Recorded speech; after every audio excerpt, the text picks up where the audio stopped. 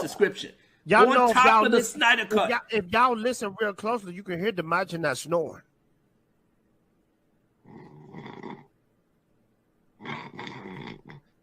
He's snoring? Listen, be quiet. Are you serious?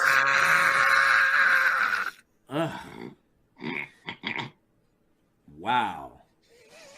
My brother worked hard. You can't make this up. No, you can't make it up. You can't make this up. You can't make this up. Wow. Just be quiet, y'all, and enjoy the stream.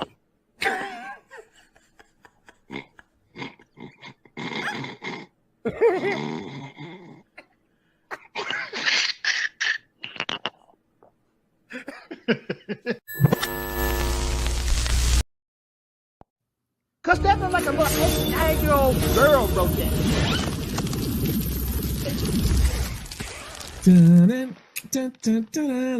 Fatal's frozen on his screen. Somebody clip that. Look at that face, how it froze, man. He's just like, I've had enough. I hate when people talk during the movie. I've had enough. Okay. Yeah. Oh, Yeah. Fatal will be back soon. We But hope. for her to be talking, Ooh. Talk about your cold shoulder. What is that?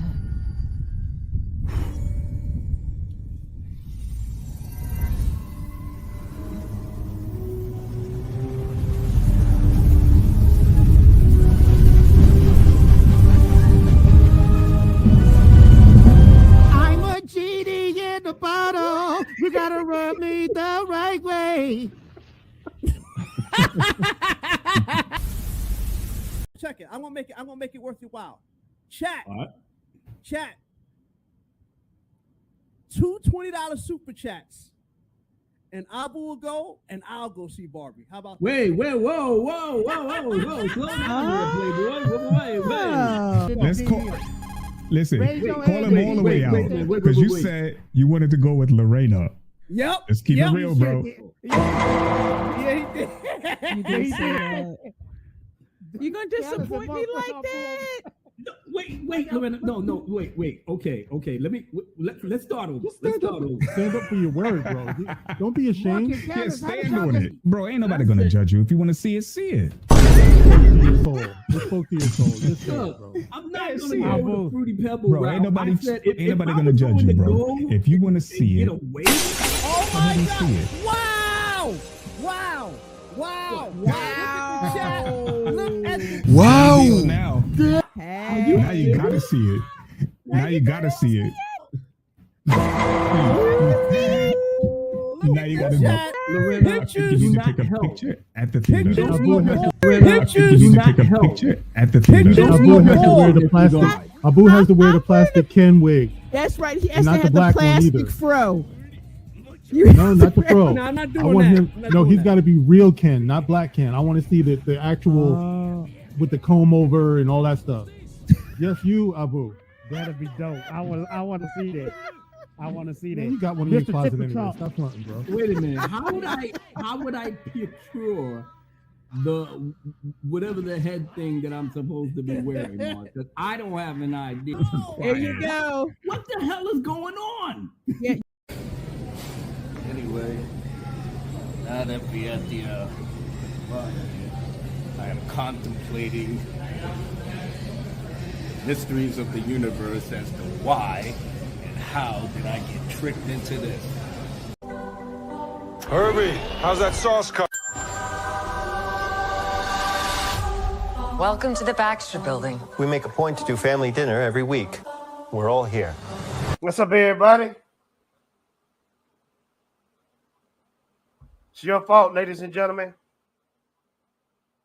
I just ate 5 big burritos from Taco Bell.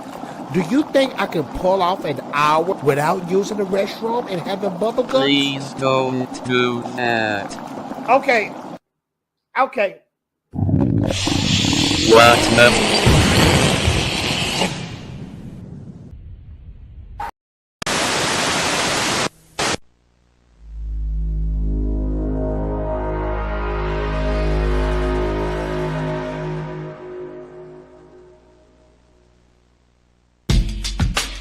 Hey, yo, Abu Nas. Yo, what up?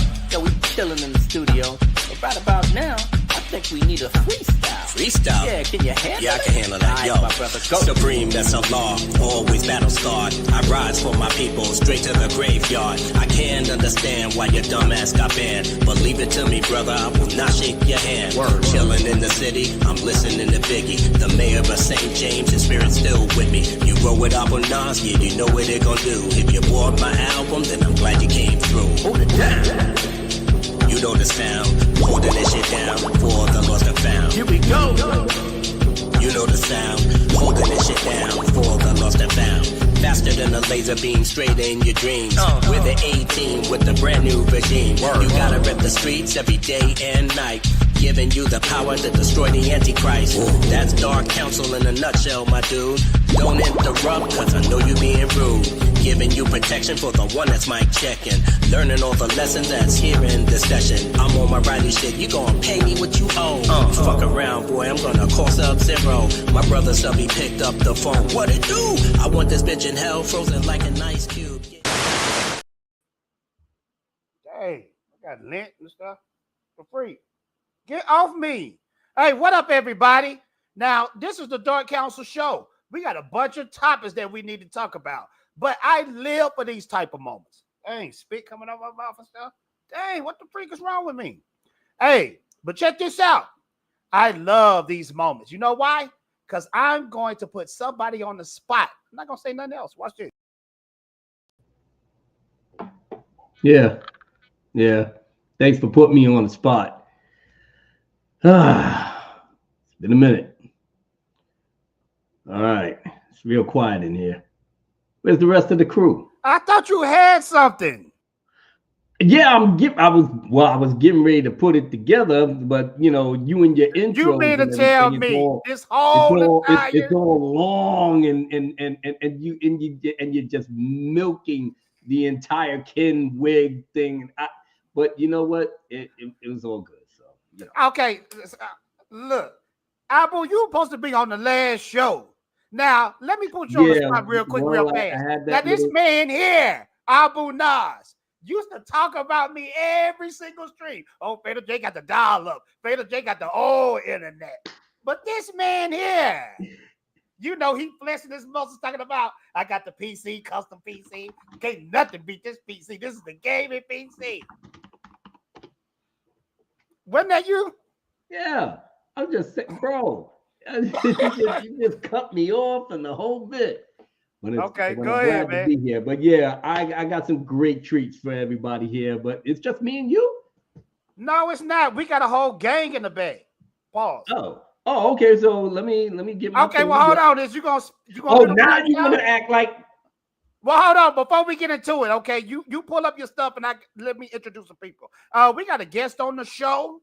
This man here is dope. A comic book aficionado, and I know I ruined that word, but let's welcome my friend Nick. Nick, what up, sir? What's up, Jay? How you doing, buddy?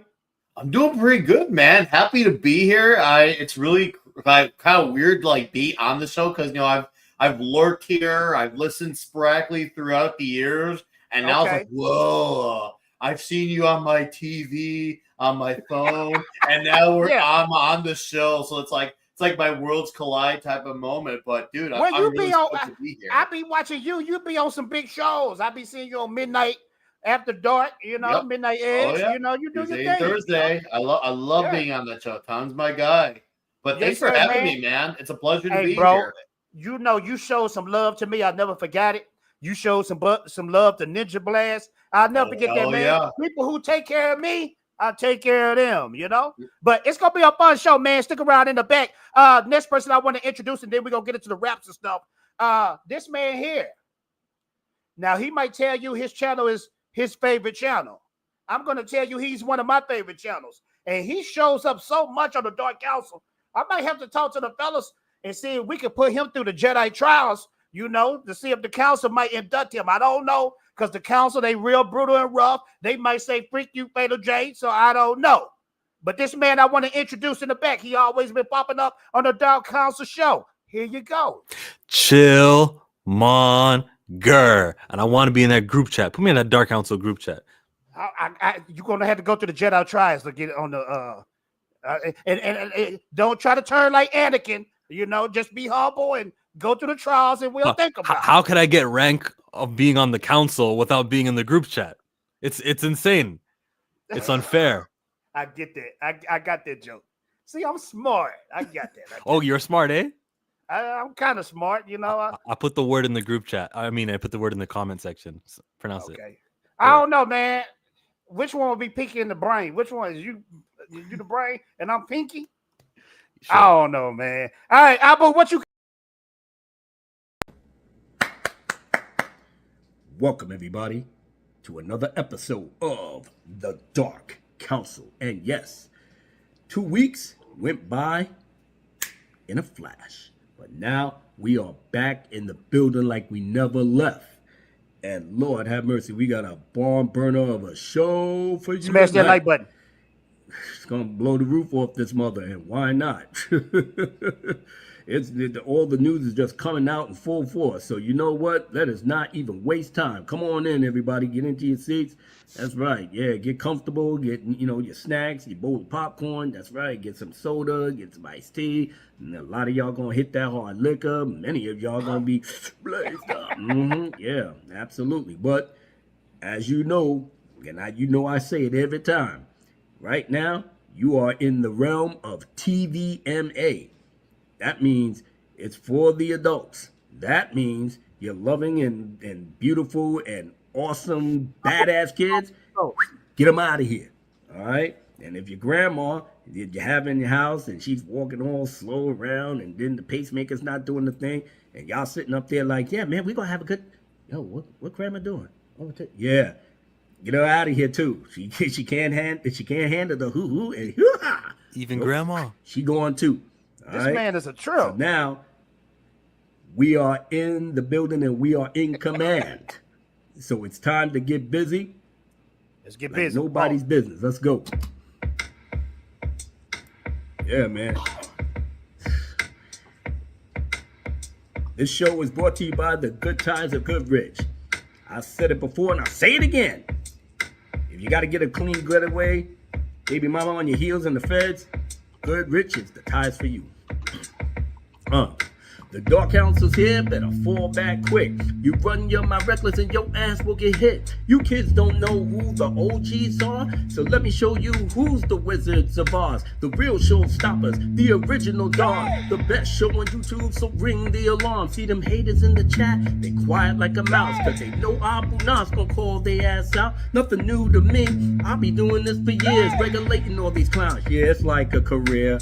Won't be here forever, so rock with us now. We gonna do whatever we can to move the crowd. It's all up in here, no need to be scared. We give you everything that you can run and go share. With everyone else on social media site, they're witness to the ones who runs Wednesday night. Let me tell you something. What you say? Dark Council. By order of the Dark Council and in light of your reputation for serving the Empire. Let me tell you something. What you say?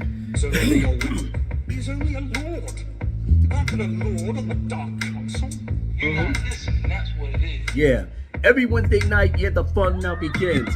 Kick back, relax, and go chill with your friends. We got the best dudes and ladies every week. And every time you come through, we giving you a treat. The haters in the rear, yeah, let them suck their teeth. They ain't shit to us and we'll never give them peace. We demand the council stays in command. Understand we rule supreme in the Badlands. We thrive off the drama that you bring to the team. We lock your ass down and every time we're on the scene. I know you wanna clap back, go clap up in your feelings. Relax, young blood, I know that I'm teasing. Oh no, you dropped the dime like Serpico. Let me snatch your soul from the clouds down below. We don't borrow in no land, we all the super friends. All for one and one to the end. So let me tell you something. What you say? Dark Council. By order of the Dark Council and in light of your reputation for serving the Empire. Let me tell you something. What you say? Dark Council. By order of the Dark Council and in light of your reputation for serving the Empire. Stop right there. Surrender your weapons. He's only a lord.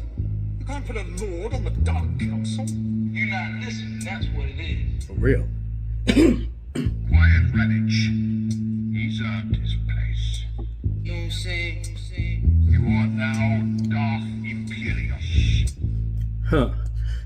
had 2 weeks to get the party live, and there's no way for y'all to survive. Dark Council return all in full force in the land of the lost, we're the kings of the north. Hard like lion with the rules we enforce. Weed out the clowns that we know that they soft.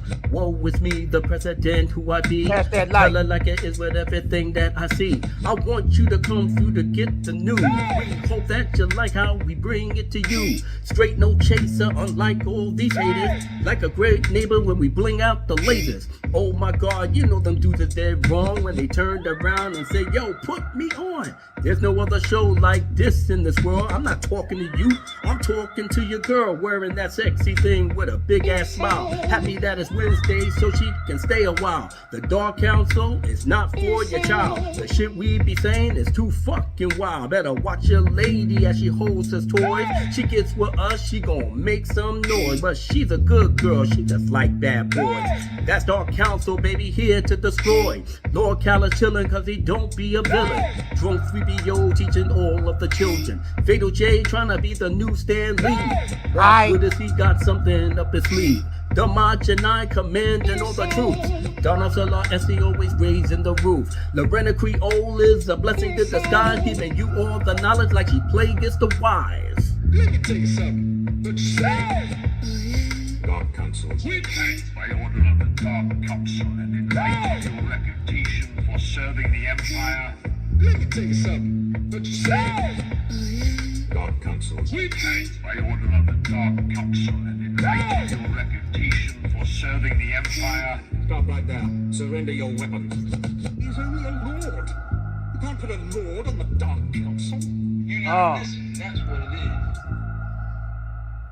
Quiet Raditch. He's earned his place. You know what I'm saying? You are now Darth Imperius.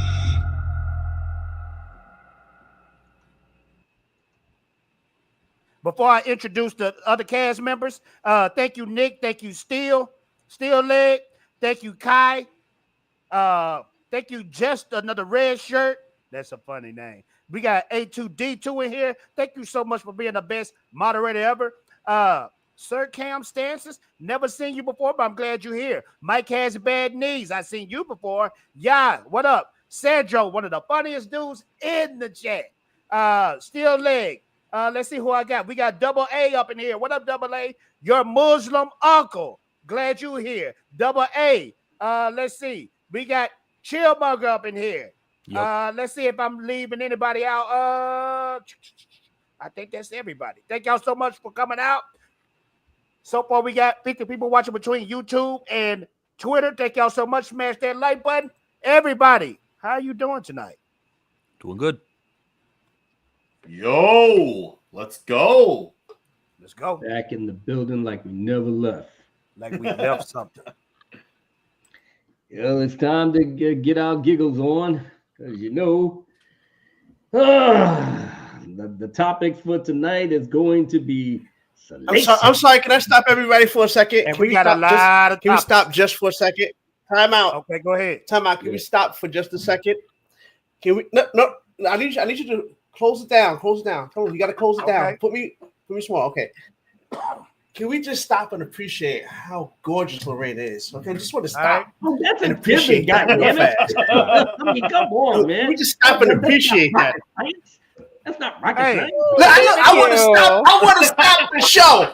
Okay, I wanted to stop. Fatal, get out of the screen. Get out of the screen. I don't want to see you. I want to see her. I want y'all to peep something. No, I want y'all to peep something. Want to see you. She's been going to Disney World. She's been going to Disney World so much. She's starting to look like a Disney princess. Ooh. Hey, that's a badge of honor. Especially all the plastic. That's a badge of honor. That's like the ultimate compliment. Come on. I mean, DeMazza is blunt, but he's got a point. Brother man, thank you for coming. Release the McCracken. Thank you for coming. We got a lot of topics to talk about, so let's get right into it. Nick, you see Captain America. You see Captain America Brave New World, right? I did not see Captain America: The Great Reset. I just did not care to see this. I've been aware of Red Hulk. I never liked the character, even though I like Thunderbolt Ross. I like William Hurt as a character. I'm sure Harrison Ford is okay as a mustacheless Thunderbolt Ross, but my interest in this is absolutely of no interest at all. Superman, I want to see. Fantastic Four, I might see if I get bullied into it successfully, but this movie, bro, no disrespect to Anthony Mackie. I like him as an actor, but this movie's not of my interest. Well, it looks like it's not the interest of a lot of people, the general audience, because it says Captain America Brave New World down 82% Friday to Friday with 7.2 million. If this multiplies like Ant-Man 3 second weekend, we'll be looking at a 27.5 million, which will be negative 69%. Nice. So if it's now, Lorena, you the genius of the crew. We all the dummies. I want to know something. Yes. 82% in 2 weeks. Is that terrible or great? That is horrible. Absolutely horrible. What that means is the people who saw it the first week and noticed they stretched it out to 4 days instead of 3, word of mouth got out about just how completely mediocre. It's a mediocre movie and a trash Marvel film. So word got back, and it's just like, don't spend your money.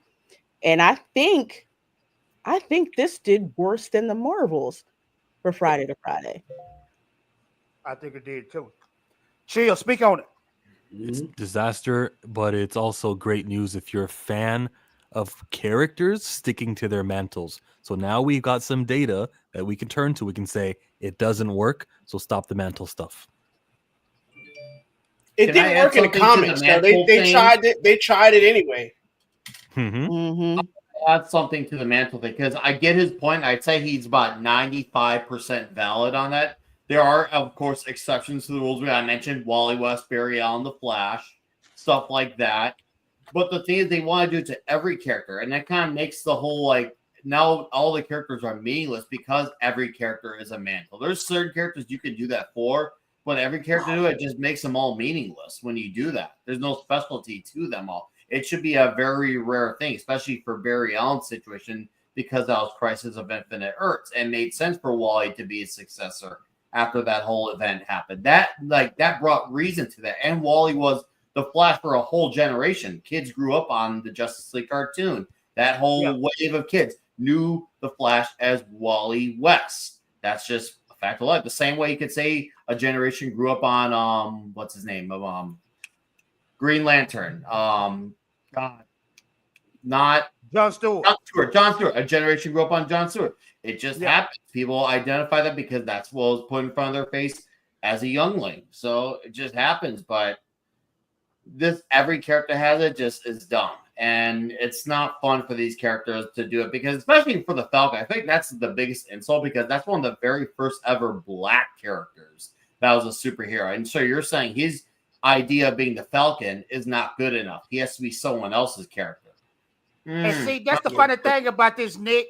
They'll say, "Oh, Nick being prejudiced." Well, guess what? Black people feel the same way. Now, D, real quick, real fast.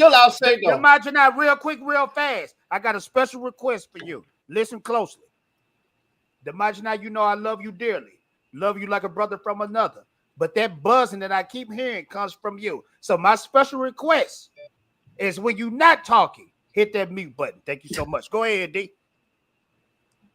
I know he would have knocked the block off. Of course you don't hear it because it come from you. Go ahead. Anyway, D. I was going to say the John Stewart thing is actually a special case because the Green Lantern is a core, so it doesn't really. It's basically space police, so you can have multiple Green Lanterns. And the other thing I was going to say about the Red Hulk is essentially they did him all wrong. They just made him the Hulk red. The Red Hulk is actually supposed to be a difference from the Hulk, whereas the madder he gets, the hotter he gets. It's not about him getting stronger. He's supposed to get hotter.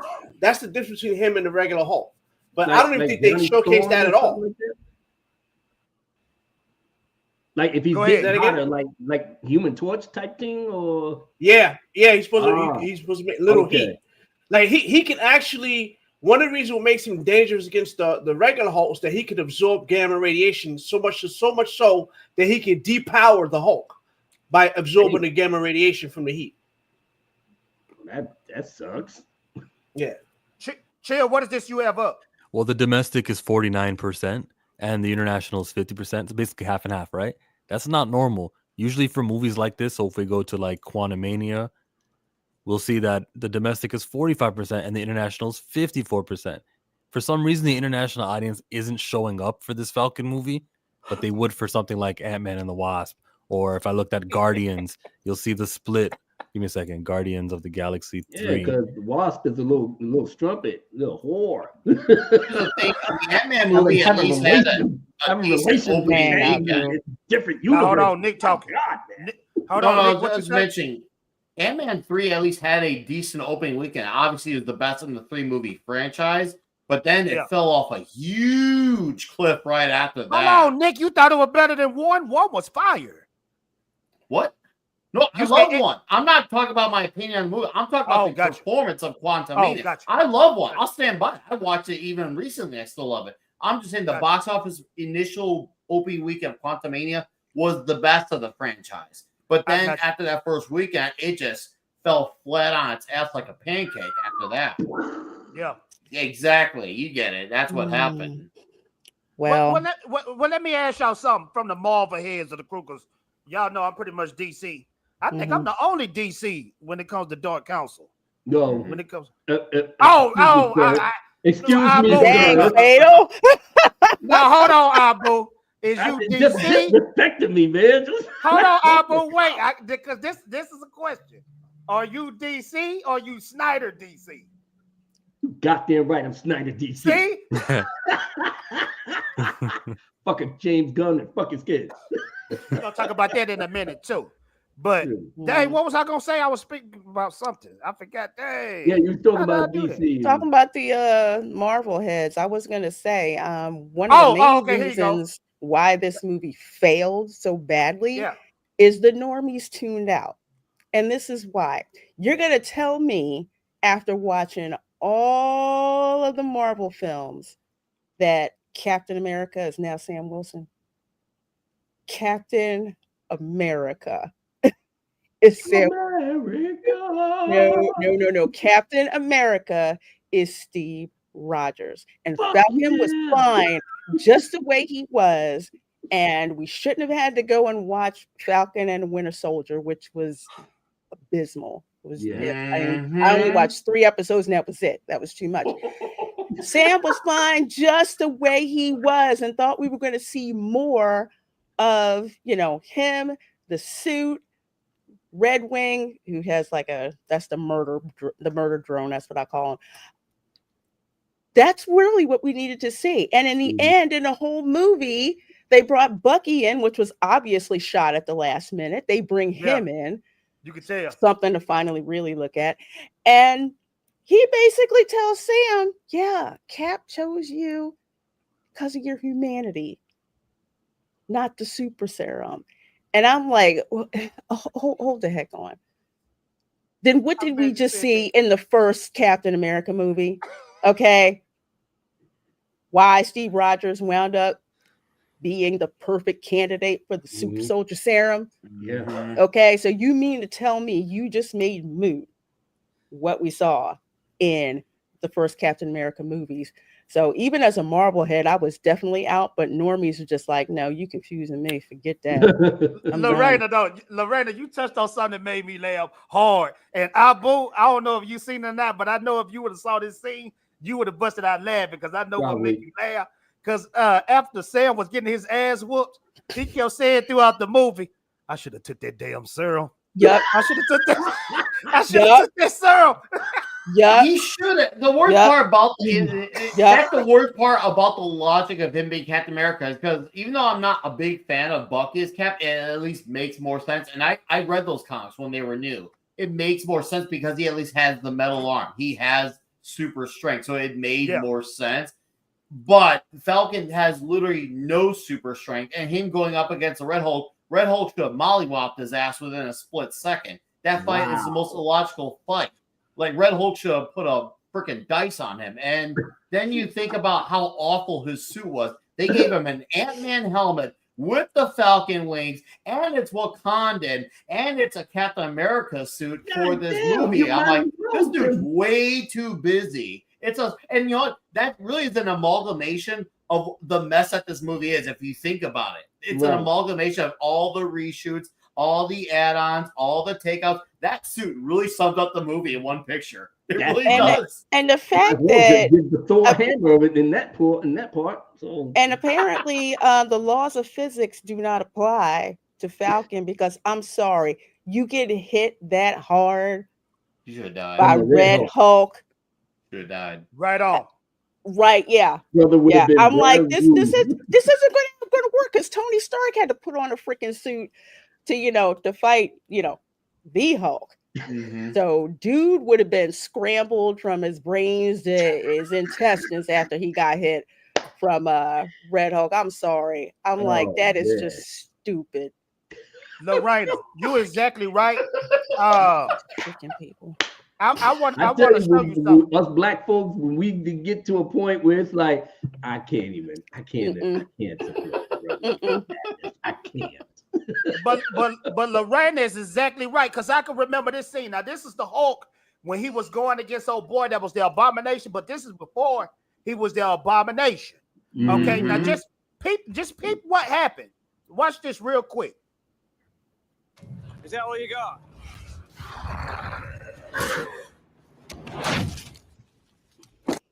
Now, a simple thing. That's an example to the best. Now, for the people who saw this movie, what happened to this man after he got kicked by the Hulk? He's in the hospital. But resurrected. Bro, every bone in his body was shattered. It was shattered. He should have believed in himself like Sam did. That was good. Oh man, yep, this is gonna be one of these shows. That man was potato bait. But they gave him the milk rug, and he came out swinging. Where's the Hulk now, motherfuckers? Now, my side heard from that one. Now Sam just, what was it? He did everything other than the quantum physics. There's a specific moment when Red Hulk was swinging a pole, and Sam just kind of stopped it with his hands there, and that didn't make sense to me.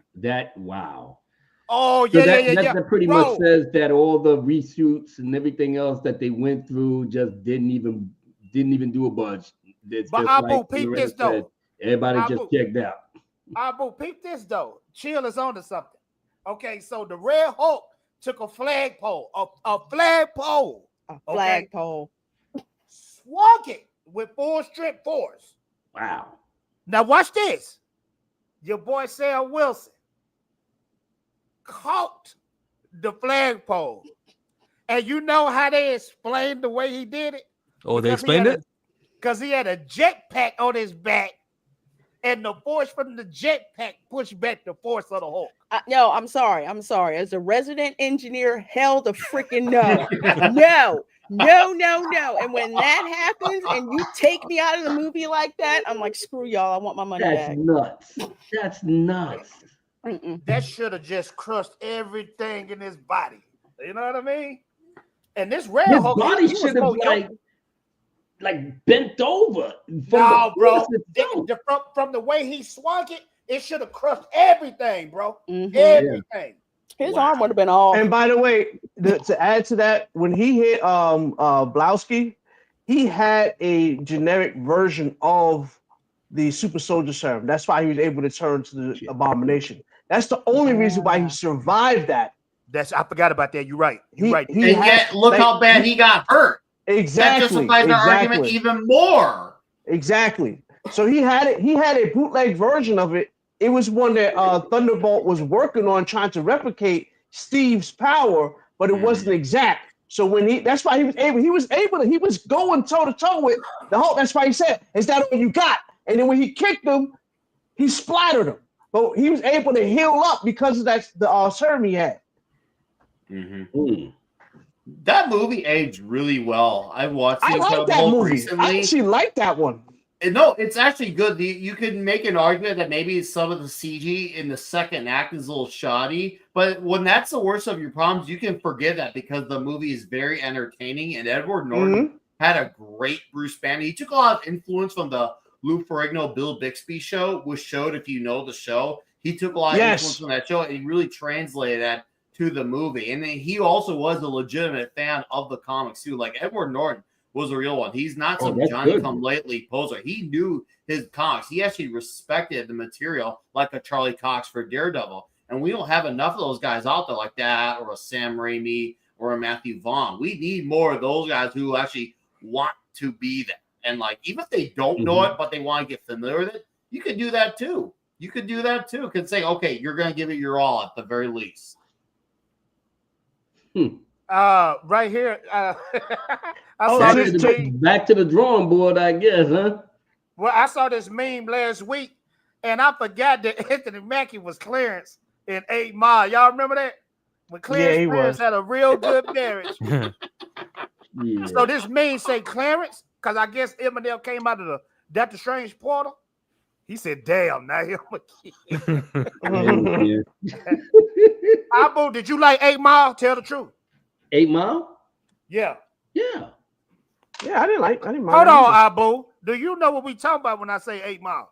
8 Mile. Yes. Eminem's little. Okay. Movie. Yeah. Come on now. Who don't know about 8 Mile? Most people. I mean, a lot of people don't. Well, maybe a lot of them that don't, that studies hip hop and know the culture and everything. So, like I said, I mean, Eminem basically blew up, with his first album, and then it just came on and on and on, and now all of a sudden he got his own movie talking about his life. So yeah.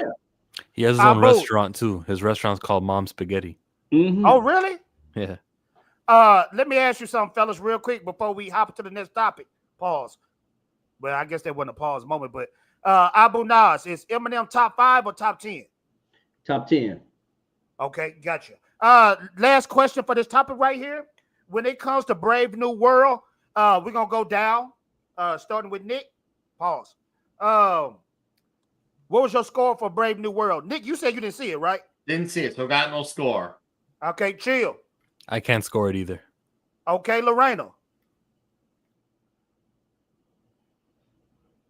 You muted.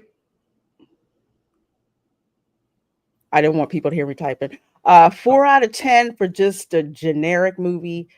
1 out of 10 for a Marvel movie. Ooh, the dreaded 1. Ooh. D. Yeah. I know Feige sitting up here like, I didn't see that movie. This chick got a nerve. Even when I hood, that's pretty bad when I hood y'all like up. I see you outside. Bro, I got Solo Leveling to watch, bro. Solo Leveling is what I'm watching right now. Oh, I heard Solo about Leveling that. is fire, bro. It's fire. I'm watching Solo Leveling. That's on my list. I'm not trying to change the subject, but D, you know how yoked up we'll be right now if we had the Solo Leveling powers, bro, where you can just like push a button and get ripped. You know what I'm saying? Yep. You mean like have you been watching the abridged version, the sister leveling? No, I haven't watched it. Bro, you gotta watch the abridged version. The abridged version is hilarious, bro. Okay. It's hilarious. You gotta watch that too. Okay. Hey, Solo, for the people that don't know, Solo Leveling, like me. Bro, Solo Leveling is the next big anime, bro. It's the next big one. It's the next big one. And real quick, I know we're not talking about anime, but I gotta say, since you mentioned it, okay, we gotta say it. Yeah. Super Saiyan 4 Goku. Listen, Diamond is literally fan service for the 40-year anniversary.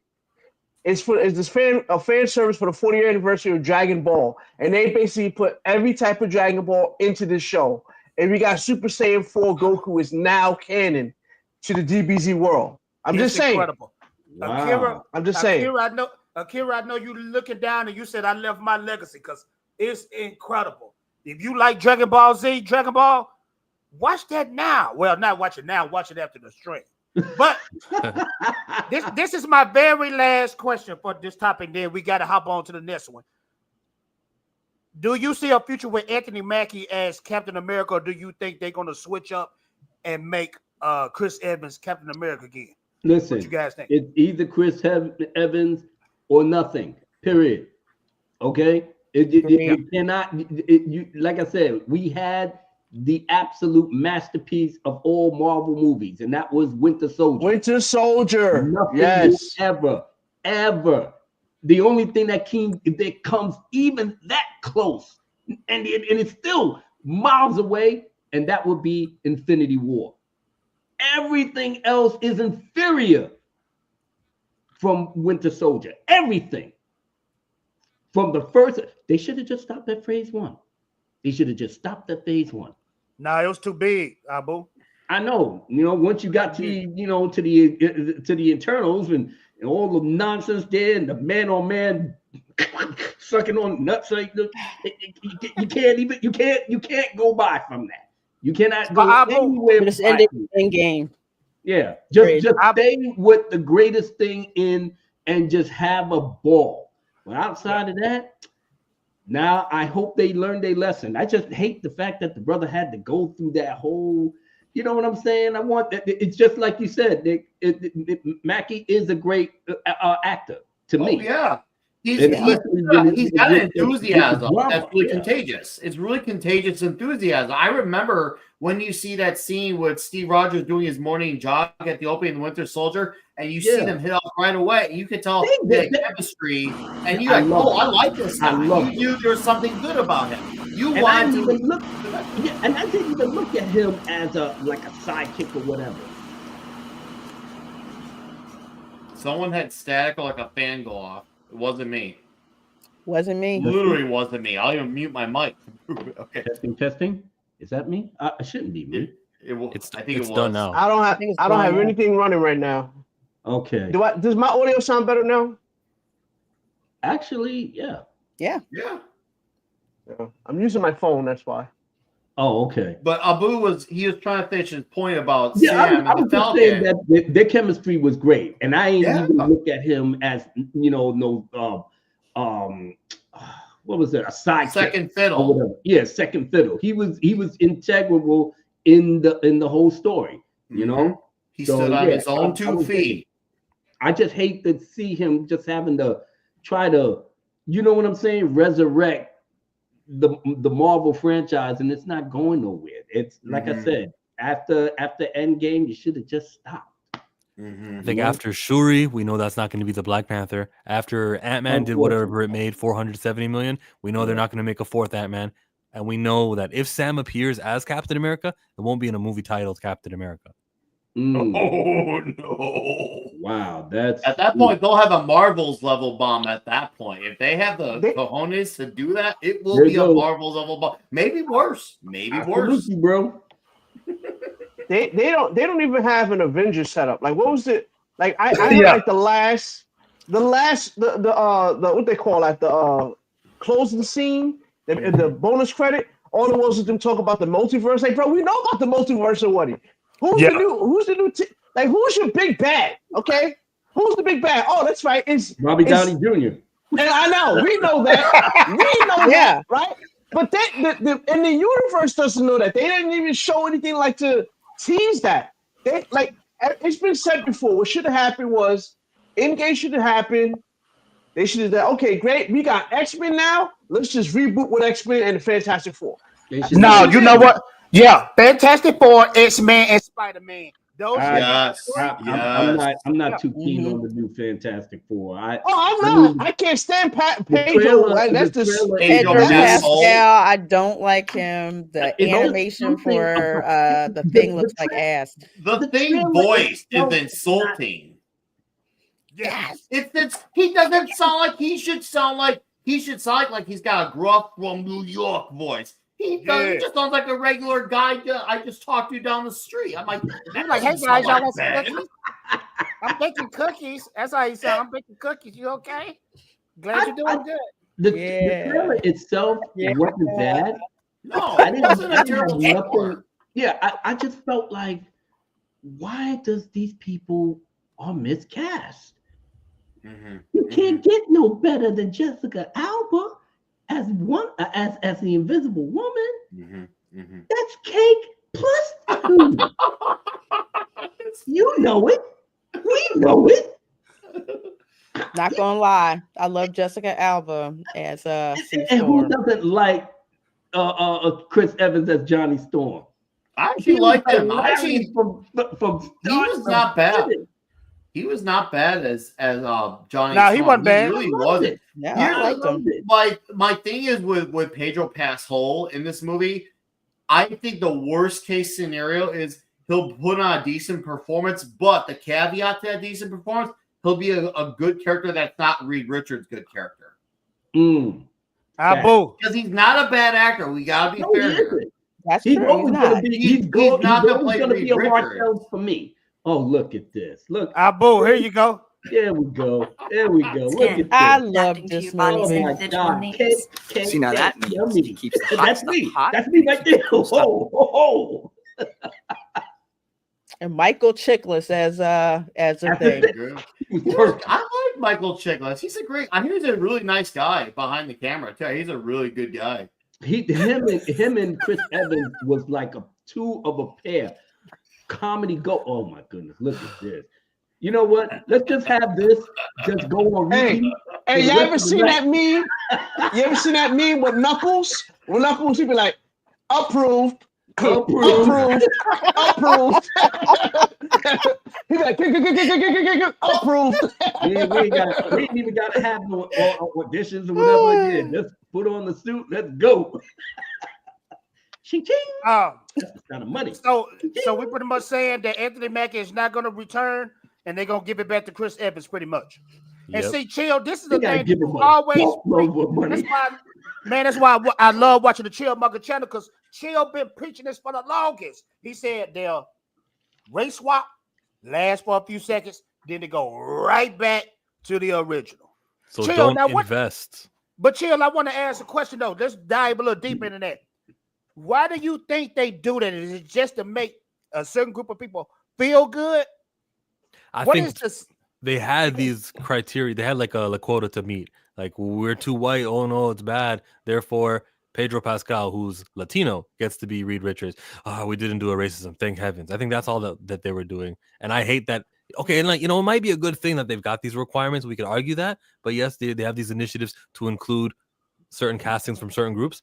But if it doesn't last long term, you're not really launching a black IP. What are you doing? It's not a black franchise. This is just fulfilling something for a couple years. Michael B. Jordan was the Human Torch, and then Michael B. Jordan wasn't the one they chose for Deadpool. They went for Chris Evans to be the Human Torch one more time. It's always temporary representation. We don't reap the benefits of it.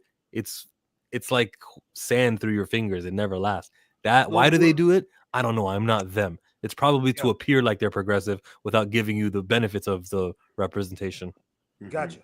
That's 100% true. I think they it's all pandering, and to me it's insulting to actual comic book fans, because I've just been dipping my finger inside the cesspool that is Twitter, and I get into it with these fools that sit there just kind of argue with me about Sam Wilson being Captain America, but they're missing the point. If you were a real comic book fan from 1941 to 2003, when they first did this thing or whatever, Steve was Captain America. You didn't need him to look like you for it to be Captain America. You didn't need Miles Morales for you to like Spider-Man. So why all of a sudden you do need it now? Why? That means you're not a comic book fan. You were never a comic book fan. You're just a they're tourists. They're tourists. Exactly, a tourist. That's the word I'm looking for. A tourist. They're posers. They want to act like they're here. The thing is, people like us, we were here before them. We will be here after them. They're the Johnny-come-latelys that want to act like look at me. I read the Google wiki. I know what I was like, bro, Google doesn't have the answers that an actual comic book has. All Google does an overview. Read, Amazing Spider-Man number 50, Fantastic Four 51. Read those actual stories. Get the full context to actually understand these characters. Don't act like you know these because you read a damn Google wiki. Yeah, they're posers.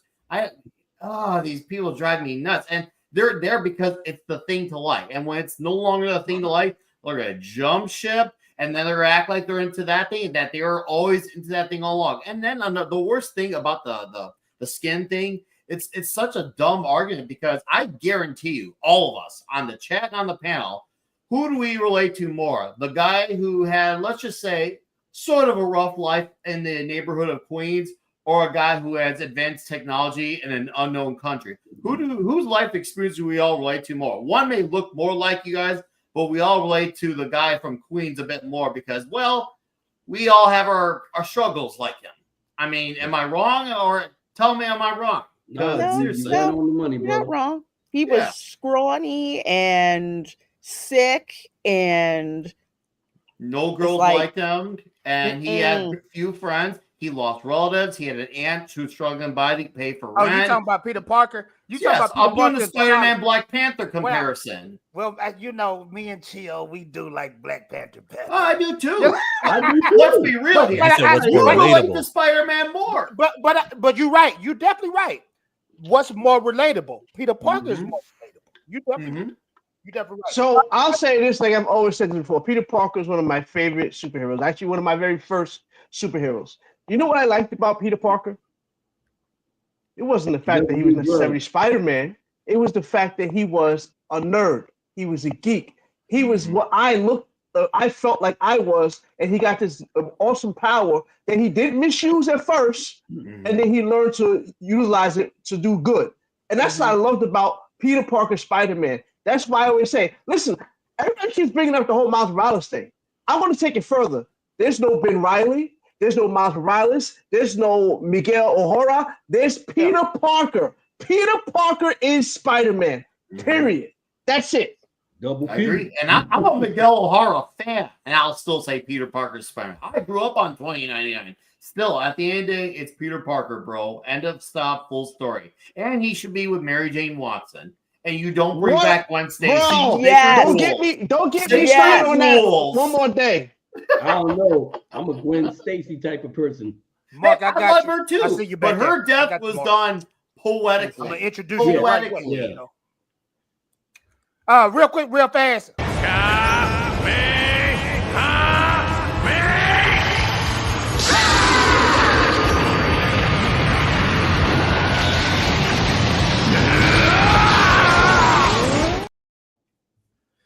And Graph Whale with the $2 in the name of all that is holy. Hashtag Council Disney Plus. Graph Whale, thank you so much. And we got the Iron Fist in the back. You might know him as Mark, but I know him as Mark with a C. Woo! Yeah, what up, fam? What's good? What's good? That's good. I'm here, man. Waiting for you to get hardworking man. Hardworking man. Bro. Mark, I got one question and one question only. One question only. Put that fist back up real quick. Let me see something. Oh, my ball point today. Hey, bro, listen. You're gonna stop that booger nose. You're gonna stop that booger nose. My man doing a whole video with snot hanging out of his nose. You're gonna be trying to clown somebody. You trying to clown somebody, bro. I had a recent video recently where I had like a little booger, but it was kind of stuck up in there. Yeah. So if I tilted my head back too much, you could see it. But if I kept it straight, man, I got allergies, man. I'm sorry. Mark, how you feeling this morning, man? This evening? How you feeling this evening? You know what? I feel good, man. I feel spiffy. I'm on top of the world, man. I'm making my money, doing what I got to do. The Lord is keeping me strong. That's what's up, man. That's what's up. I'm rocking. I'm listening to you guys. What up, everybody? What up? Hey. Everybody to the chat. Much love to the chat. I know you've been waiting. I'm here. Mark, I don't know if you know Nick, but Mark. Nick. Yeah, what's up, Nick? What's up, Mark? Long time no see. Yeah, good to see you, brother. Great to see you. Can I show y'all something real quick? Let's go. Oh, yeah. Real quick. Okay. Blow her up. Oh, shoot. Lorena, you hit the jackpot. If you think I'm making up being a Marvel Comics head, no, you are wrong. You the real Pick deal. this up in the comic shop. I'm just like, I gotta have it. I have to have it because I've been waiting for this. You did good. You did damn good. That's oh my god, where I That doesn't look anything like Zendaya. Like from the 80s. this is from the 80s. I bought it at the 7-Eleven, you know, along with my Skittles and Diet Coke. Watch this though. Lorena's a real deal comic fan because when I was 7 years old, that's my pops used to buy me comics from the gas station all the time. Wow. That's a real comic head for you right there. No comic shops, gas stations. You know what I mean? Same 7-Eleven, White Hat. When I was living in Chirac, aka that's Chicago, for those who don't understand. When I was living out, I did say that. I'd get my Spider-Man was my gateway. I had the adjectiveless Spider-Man book, issue 32 or 33, along with a reprint of ASM. That was where it all started for me, and then it was off to the races. So I got a little lucky because, you know, in Brooklyn there's so many bodegas and shops everywhere, and right where I grew up at, I was right around the corner from the college. So obviously it was a big spot to have things. So they had a comic shop right there, and every time I would come home from school, I could always just stop at the comic shop. I used to get everything. I got all my Maximum Carnages from there. You name it. I was getting all that from there, man. I love that. That was the best back in the day. It's a beautiful time. Hey, by the way, Fatal, you need to play the touch. Dang, really? Oh shoot. Yep. Let me turn my thing down. You know how that Nick. We got it. Did you a member? Oh, you gifted a member. Okay. I gifted a membership, so you gotta still play it. Nick, if your headphones are loud, turn down the volume, because here we go. You got the touch. You got the power.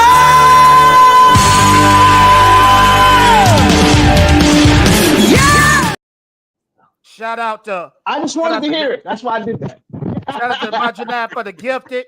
And shout out to the Marginal for the $2.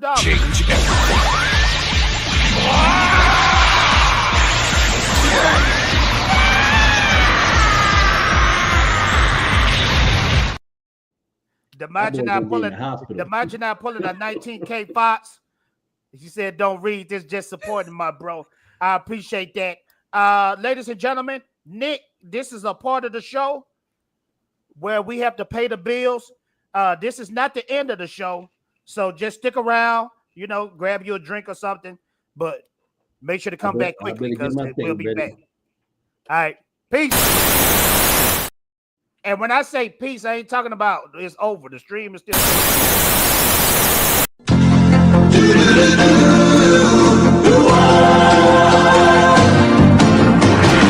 It doesn't matter what comes, fresh goes better in life. With Mentos fresh and full of life, nothing gets to you. Staying fresh, staying cool. With Mentos fresh and full of life, fresh goes better. Mentos fresh day, fresh goes better with Mentos fresh and full of life. Mentos, the fresh maker. Did you know that more than 2 million children die each year due to dehydration, which really sucks, you know? Someone should do something about that. But hey, check out this mop I've got here. It's called the Smart Mop. All you gotta do is dunk it and grip it real tight, you know? Give it a nice double-handed Indian burn right there on the pee-pee, and you're ready to clean. Now, what's great about the Smart Mop is you actually get smarter while you use it, and it's so much fun, I think I'll get on my heels. Woo! Okay, now that that's all cleaned up, the mop is nice and heavy, so you can put it over your head just like this and get a nice upper body workout. And after your workout, you need a protein shake. Look how much money you're saving. You're so goddamn smart. Dandruff, blood, boogers, it does it all. What, are you gonna use that fucking Swiffer Sweeper bullshit? What, are you stupid? No, you're smart. I'm actually too smart for this, so I have the twist handle shoved up my ass right now as I'm mopping this up for you. Not only because it's more of a challenge, but I also don't need to buy toilet paper. There you go.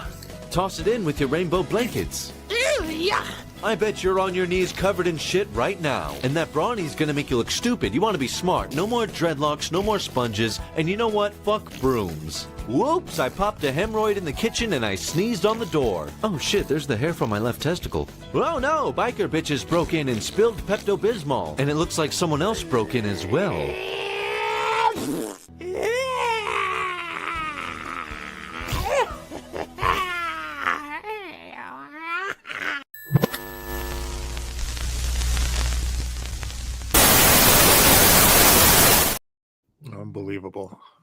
Abu, you got the clone ready? And of course, this man is gone. Let's get it started. Interlude time, everybody. Now look, this song right here is really near dear to my heart, and the music got me to a point where I was, I'm actually gonna do singing on this. I know y'all already in the chat like, what the hell, bro? What in the actual hell, bro? I know. And I already know the dark. Look at them, the snickering right there. They're sitting up there laughing and this. Yeah, okay. Actually, we're not. Even my family is sitting up here like, oh my God, this is gonna be great. The memes and everything else. I already embraced it, but I said I wanted to do something different, something as a first. You know, I know I'm not a singer. I'm trying my best, but if it doesn't, or if it just go flat, and whatever the case may be, it is what it is. I tried, so I'm just hoping and praying that you be gentle to your brother. You know, man, sing the song. Into the dirt, not right now. You know, Abu got to do them long intros. Like I said, you know, I'm here to entertain y'all, to make y'all smile and happy. And I want to hear the like singing, man. It's gonna be interesting. So, with that being said, let's go. Dark Council, don't even start. Don't even. All right. Lord have mercy. This is gonna be crazy. Yeah. If this fails, I'm out. Holla at your boy, cause we back in the jam. The haters still hating, but I guess you understand.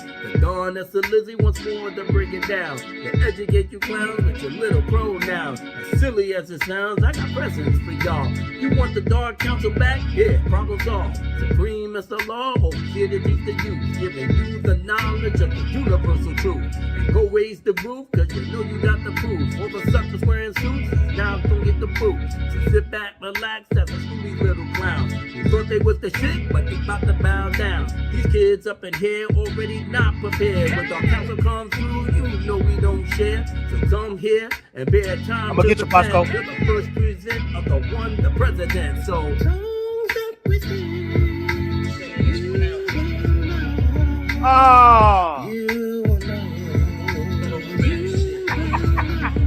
yeah, Abu, get it.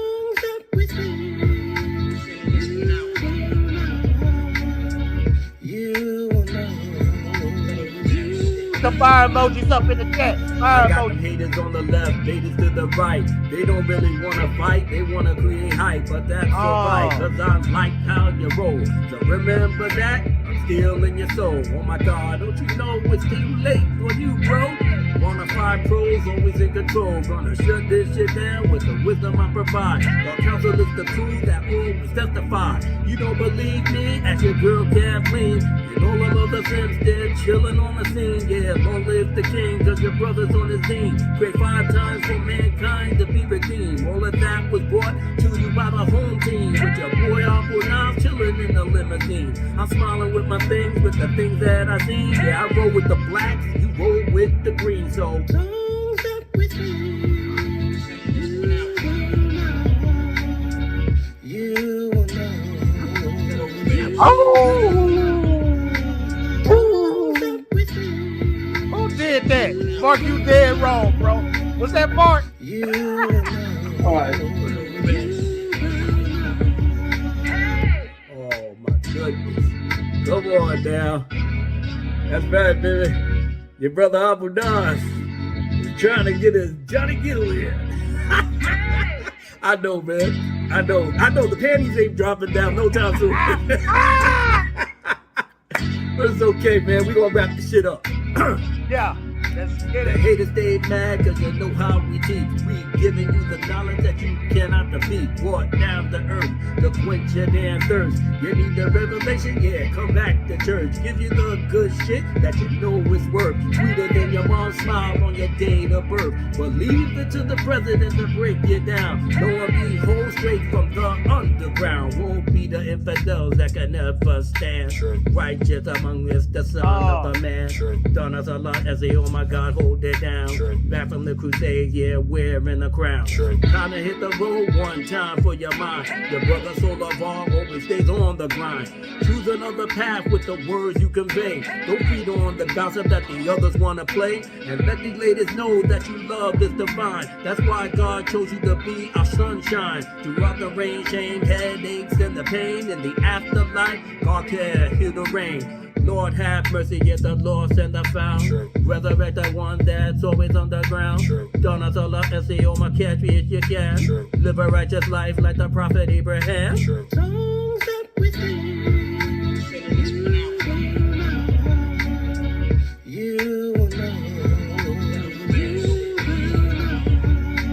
Songs up with you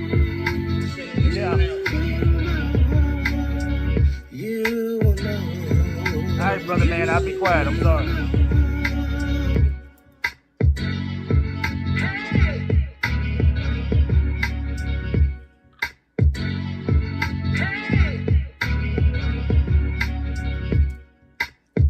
Come on now.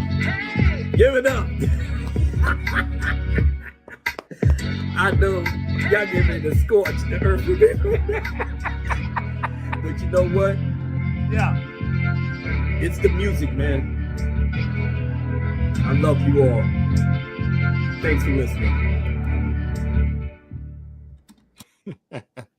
Boo, I'm not gonna lie. That's probably my I favorite know my song. singing is horrible. I really I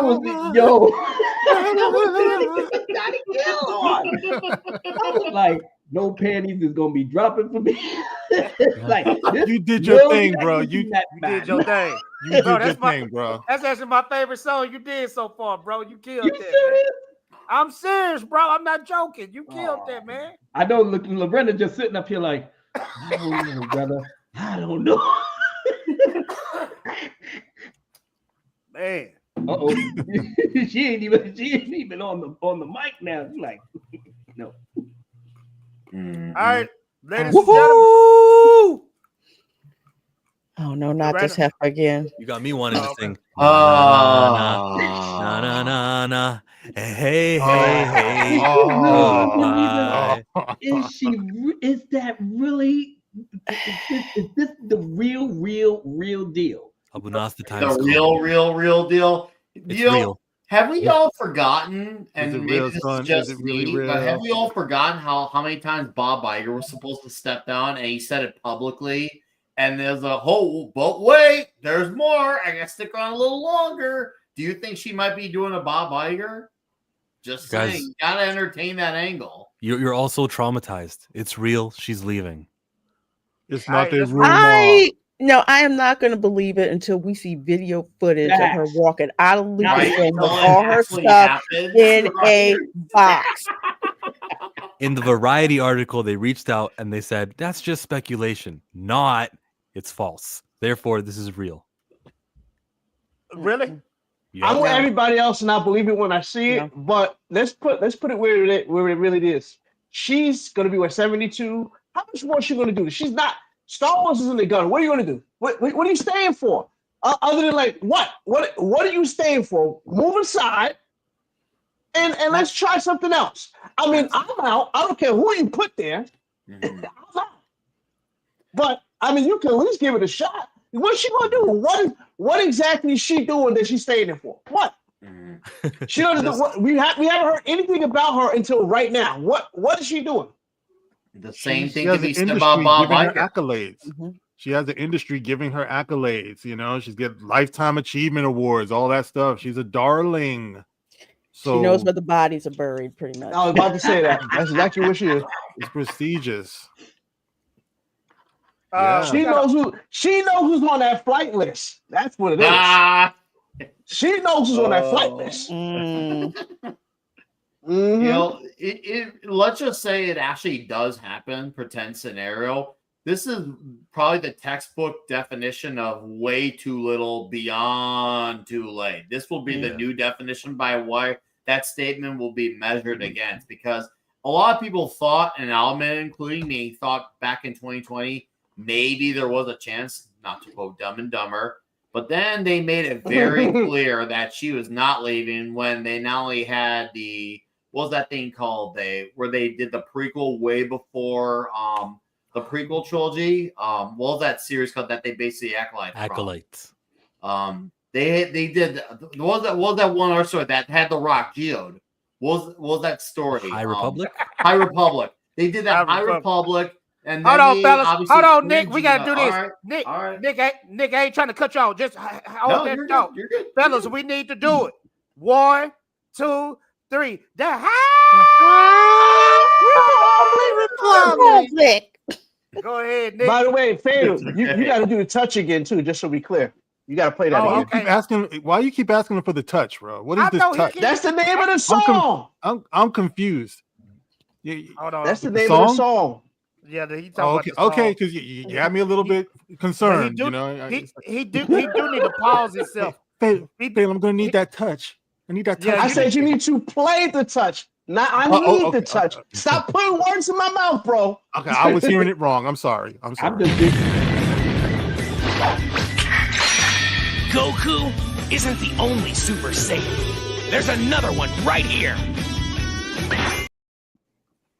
Bosco Scenario with the $2. Y'all make sure to subscribe to Bosco, one of the dopest YouTube channels ever. Don't worry, everyone. What up, we Bosco? have Daredevil Born Again. That drops next week. I know it's going to be a banker. I know it's going to be an absolute banker. Thank you so much, Bosco. D asked for it. Steel leg provided. Pause. You got the touch.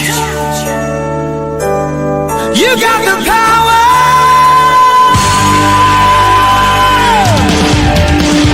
Yeah. Steel leg said membership for 14 months. Thank you so much, Steel leg. Thanks for all the kindness and support. My brother is slowly getting better, and I can't thank you enough for not letting me give up.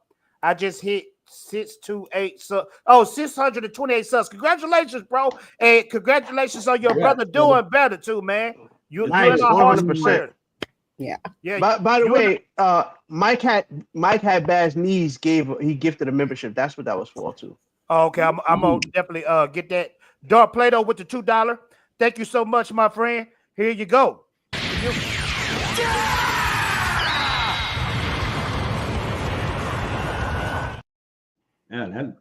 By the way, Fatal, I see you had a Gogeta right there.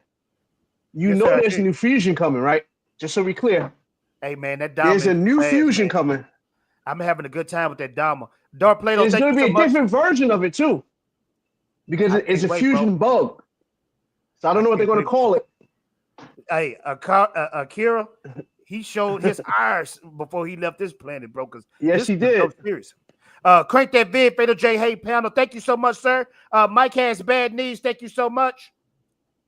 YouTube, fair use. Because I know Jump played this too many times in his channel.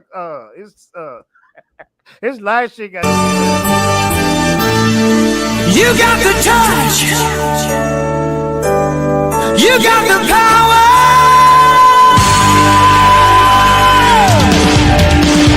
Yeah. Double A, thank you so.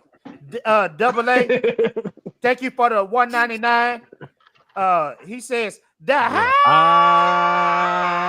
Republic. There you go. Thank you, man.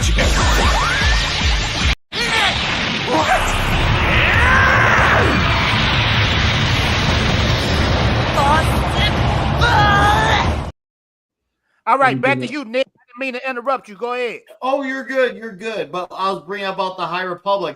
So after the Luke comeback, we saw them announce the High Republic. And then they had all the creatives who were working on Star Wars make it clear how much they still hate the fans.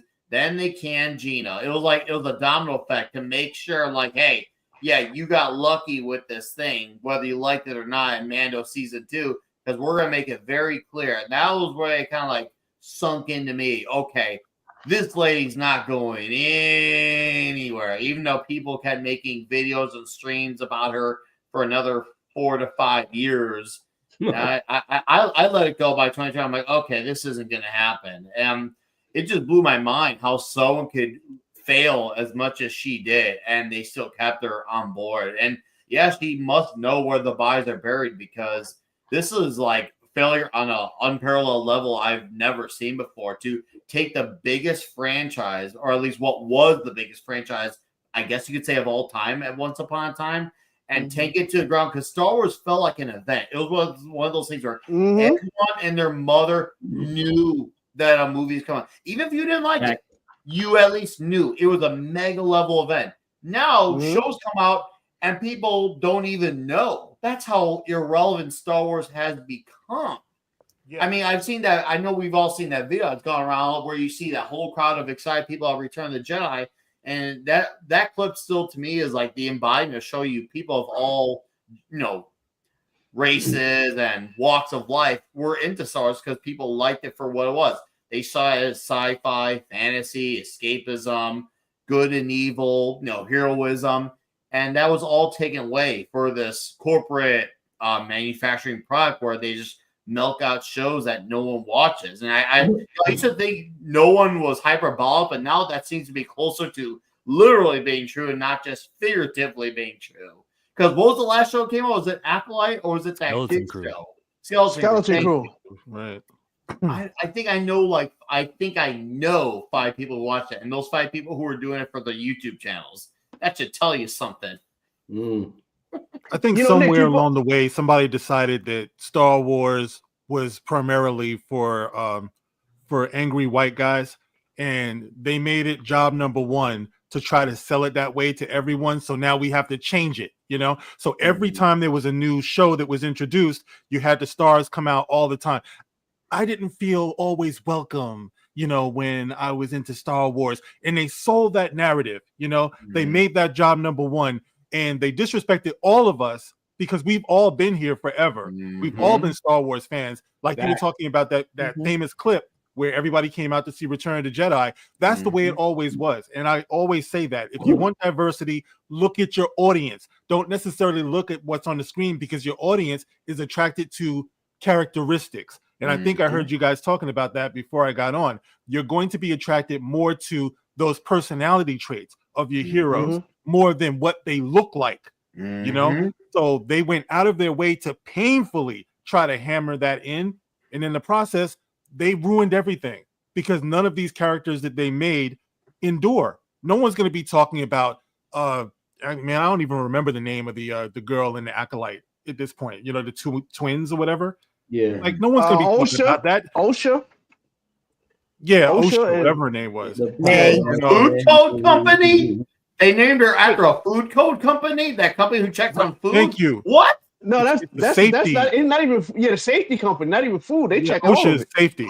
Occupational safety hazard. Yeah, no one's gonna be talking about Rey. These are not characters that are going to be immortal. They're just not. They're not Luke's. They have yet to come up with another Luke, Han, Leia, no matter how hard they try.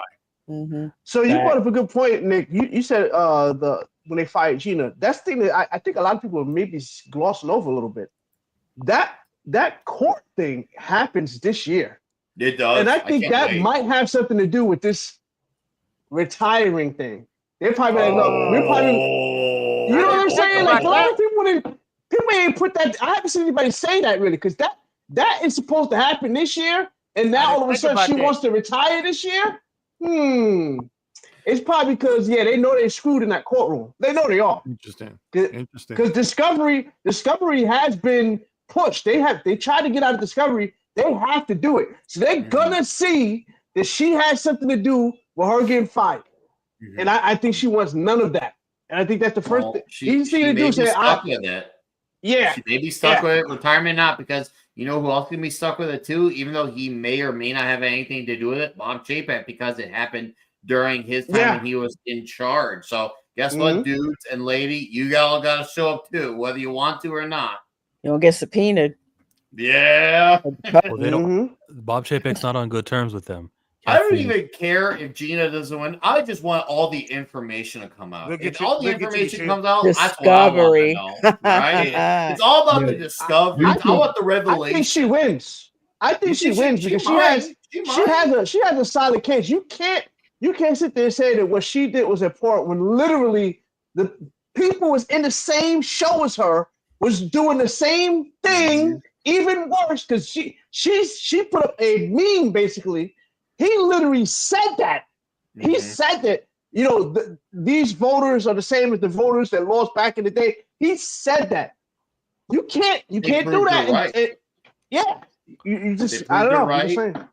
Yeah. What does a win and for? then you just go through Mark Hamill's feed. He can't let it go. He's the Jim. type of guy. He's the equivalent. He talks about Donald Trump and politics the way a vegan tells you that they're vegan. You don't have to, like, you know, go seek it out. They'll go and find you. They'll make it their mission to find you and tell you about it. And that's what Mark Hamill does. He just he can't. It's not that he can't help himself. He won't help himself with it. And I don't care how he feels about it. It's just the fact that he's such a loose cannon about it. And yet Gina says stuff that was, to me, not controversial at all. To me, that's a universal statement. Whether you like it or not, to me, is not relevant.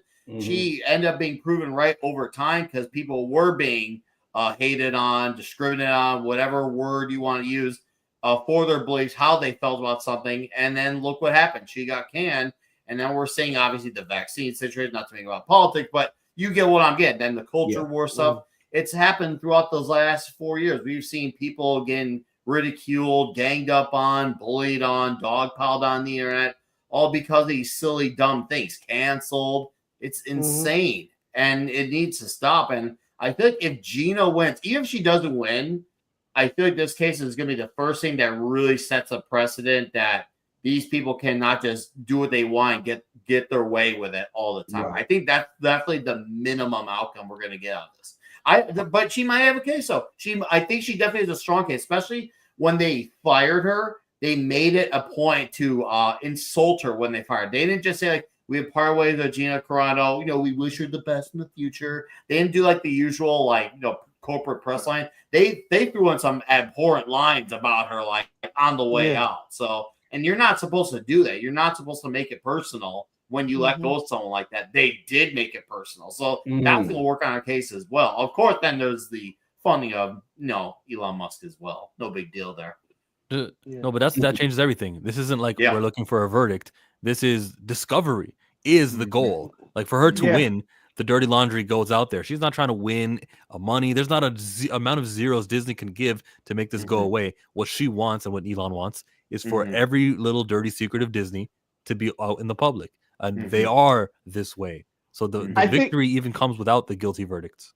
Yeah, correct. And you was going to say, well, what was a win look like? I think a win would be, at the very least, them paying for the legal fees. If anything, clearing her name and then paying for the legal fees. They probably have already begged for that. They probably have already begged to buy their way out of this. I guarantee. I can't prove it, of course. I guarantee they've already tried to beg their way out of that. She ain't buying. Well, in the complaint, Gina specifically requested a jury trial. So I am convinced she is not going to settle. Disney is going to try to give her enough money to shut up, but no, what if that's Disney what she wants, a jury trial. What if Disney does enough to say, no, we're the Republican brand now. Look, we got rid of our inclusion standards on the Reimagine Tomorrow website. We're with you guys. Do you think that's when Elon goes, oh, they're one of us? Or do you think the grudge is permanent? No. Nah. Elon Musk seems to be the type that does hold a grudge. And I'm not saying that that's ideal, but in this case, it's kind of valid. I will say in this particular case, it's valid because of the precedent it's set for regular people and for celebrities of her ilk who are not, let's just say, on par with the message, whether you're right, center left, or even independent. This needs to be put out there, and this does need to be held on to until we see how ugly these people are. So Bob Chapek, who doesn't have a good relationship, is probably going to take that stand if he's subpoenaed and make things look terrible. Kathleen Kennedy, who they're letting stay on, letting her choose when she retires because they want her to be a good, witness for them. That's why she's still here. That's why they haven't got rid of her until they do later on this year. Just coming. Yeah, I'm telling you, I honestly believe that's why that she's still on, and that's why this is happening right now.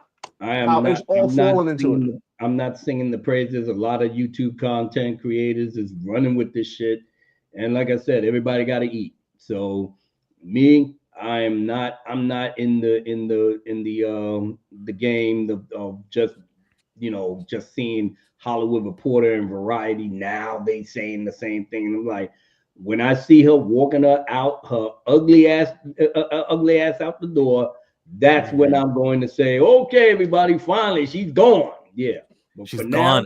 And there's signs. George Lucas gave that little letter last year about Bob Iger's the one to take us, and I feel comfortable with him. I don't even think George even wrote it. No, I think his wife did. His wife did, exactly. Yeah, exactly. Oh, and real quick, one thing too, you said about Elon. Remember, Elon, he called out Bob Iger at that whatever that conference they were at when he said, I "Go love yourself." See, so he already has a grudge with Disney. So I think he wants this. He wants to freaking rub their face in it. He wants to rub their face in it. That's what he wants. I'm with Elon on that one. Legally they never fired her though. She was never gotten rid of. That's true. Because because she wasn't signed on officially yet for future stuff. So they technically, you're right. They didn't actually fire her. They just said we're not moving forward with her. Yeah, that's true. Well, they didn't. And that is a slick way. Yes. And that's why them making it personal is what works against them versus the statement they could have addressed it professionally, saying, hey, we're not moving forward with her. But they had to make it personal. And that's what I think is going to work towards her case. Because she's currently not under contract with Lucasfilm. That's all I should have said. That would have made a harder case for her. But that's probably the one big downfall of people who are that far left. They can't help but get out of their own way sometimes. So they have to make things personal and very emotional and out in the open so they could get their brownie points from their peers. So whoever wrote out that statement is like, yeah, this will stick at the Gina. Now all of a sudden, oh shit. Now a lawsuit's coming our way because we made it personal. Good point. Indeed, that was a good point. Sandro used the right word for it. He called it the defamation. That's what it is. That's the main thing there. Because they defamed her. And they essentially made her career go stagnant. Granted, she had a couple things where, like the Daily Wire stuff, but as far as she wanted to be an actress. You know what I'm saying? That was the thing. She worked her way up from the MMA stuff, and then she wanted to go into acting, and then she got her big gig, and now they cut her off at the knees.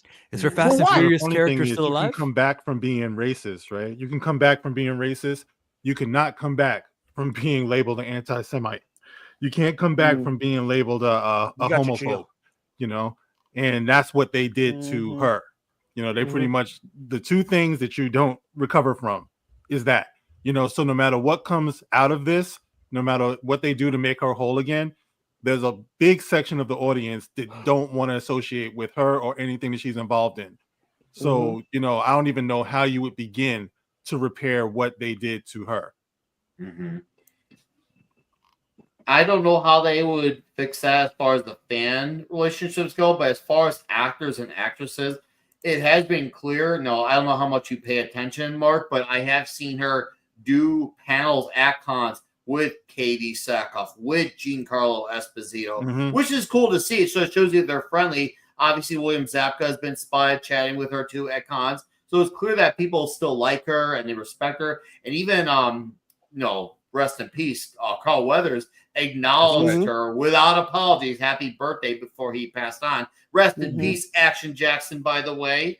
I thought that was cool that he did that. And he couldn't be any more different politically, and yet he still works with people who are not like him, and he still makes awesome stuff, and he's still a very likable guy. So it shows you, you can still have that humanity and still work with people who are not like you and still get along. Facts. Chill, did you ask a question about her being in? You said her character is still alive in something. I was just checking if the character's still alive in Fast and Furious, but nobody died in the movies, man. Yeah, but how do you survive this? Share my screen? She said, "Wrong team, bitch." The harpoon through her down the runway. I think that's death. I didn't even see that. It skipped out. Do it again. Do it one more time. All right, hold on. One more time for the good time. Hey, she was dope in Deadpool too. A lot of people forgot she was in Deadpool. I remember. I would like to see more of her, more of that character. Well, she's alive still in that. She just got caught. Yeah. Now she was even in Deadpool too. Was she? No, she No, wasn't, and that was No, she wasn't. pre-Mandalorian season 1. Because Mando season 1 was 2019, Deadpool 2 is May 2018. It's a few weeks after Infinity War. So I don't even know why she wasn't even in the second movie. I think she died though. Cause remember when them things? No, she didn't die. I thought she died when them things was falling. Chill, pull it up for us. Chill always hook us up. What am I looking for? Back check us, please. When Angel, By the way, while he's doing that, just a quick thing, just in and out of this. But before I got on, I heard somebody declare that Winter Soldier was undisputedly the best by far than Infinity War. You know you're wrong for that, Abu. You know you're wrong for that. Now that's it. Man, I got Abu back on that one. I got Abu back. That's a debate, though. That's a debate. Infinity War is not far behind Winter Soldier. You can say that you prefer Winter Soldier, but you're not going to say Infinity War is far behind Winter Soldier. Okay. You need to cut that shit out. In my zealous moment, I had strayed from the path. So the gospel, as he is bringing me back to the light. So, brother, I'm just saying the problem in your name, sir. And I've overstepped my bounds just a tad. But you know how your brother is when the soldier. I know. I love it too. Now, Abu, I'm just to do a Jedi mind trick, if you don't mind. Okay. Okay. So, Abu, I got a question to ask you. Okay, you listening? I got a question to ask you. Oh, here we go. All right. Now, listen. I knew this. I knew this. Listen, Abu, I got a question to ask you. Now, Andor whore. Listen. Listen to the question. Abu, this is the question right here. Let me blow myself up. Abu, this is the question. Is Disney Star Wars trash? Uh-oh. Bro. All right. Bro, I know that the musical score was not everybody's. I'm gonna ask you the question again, sir. I don't need an Is Disney Star Wars trash? It's a trap. It's a trap. I know it's a trap. I'm not falling for the trap. I will separate the music. Hey, listen.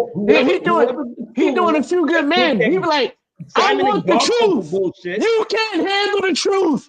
Look, Simon and Garfunkel bullshit on there. The song and all of that. It was the wrong thing to play. Okay, the images is fire. Lorena, did that man answer my question? I'm answering your question. Yes or no question. I'm not going to separate that from that. I know the music was trash. I couldn't even. I had to even I got to put you on blast, Abu. He's not talking about the music. He says Disney Star Wars trash. Yeah, look, bro. Disney Star Wars is trash. Andor. All right, this is what we're gonna do. Chill, you found it? Yeah.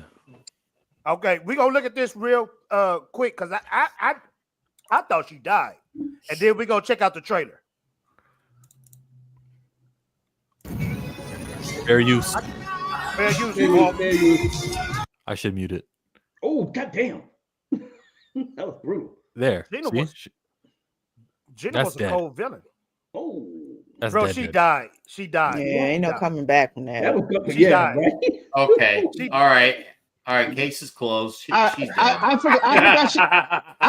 forgot she went out like that. Yeah, she died. I forgot that too. Holy crud. Yeah, that looks like a DOA. Wow, it's already been 9 years since that came out. I remember when I saw that opening weekend. That's crazy. I think it's already been that long. Damn. Time flies, bro. Time flies. Time flies. Mike, I want to thank you so much for the 13 months membership. I appreciate you so much. Chill, pull out them headphones because you know it's coming. Here you go.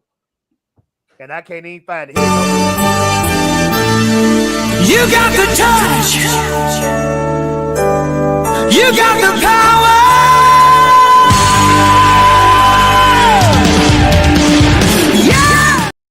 Yo, Fatal, you just gave me a great idea. So when the Transformer thing go on, you gotta have an exclaimer. Put a headphones, like a cartoon headphones, and say, "Get your headphones out. It's gonna get loud." Or just re-download it and with like 10 less decibels, and everyone will be happy. Yeah. Well, that was my fault because the original, like the way I edited it was real low. So I said, "Freak it, I'm gonna pump the volume up," and I did too much. It was my fault. I'm sorry. I'm sorry. He said I did too much. Mike has bad knees. Did you order the Code Red? What you talking about, my friend? Y'all know what he talking about? Is that Mountain Dew? I was gonna say, was he talking about Mountain Dew? Are you like a big diehard Code Red fan or something? Maybe his drunk snacks. There's a Code Red that's in the streets. I don't know if that's the Code Red he's talking about. Mike, let us know, man. Let us know what you mean. There's a wrestling move called the Code Red. We need context. Now, Abu, I asked you a question because I think you hyped for this. I think you hyped for this. You think? I had to endure the Acolyte bullshit. I had to deal with all the other nonsense and Ahsoka. Goddamn, I couldn't even enjoy my Rosario Dawson with all the nonsense that was in it. So, yes, I am looking forward to the only thing that I will watch is a Disney. It's a Disney product. I should not even think about dealing with Disney product. Okay. But here I am. Okay, Abu, let's check it out and see what you hyped about. Let's see.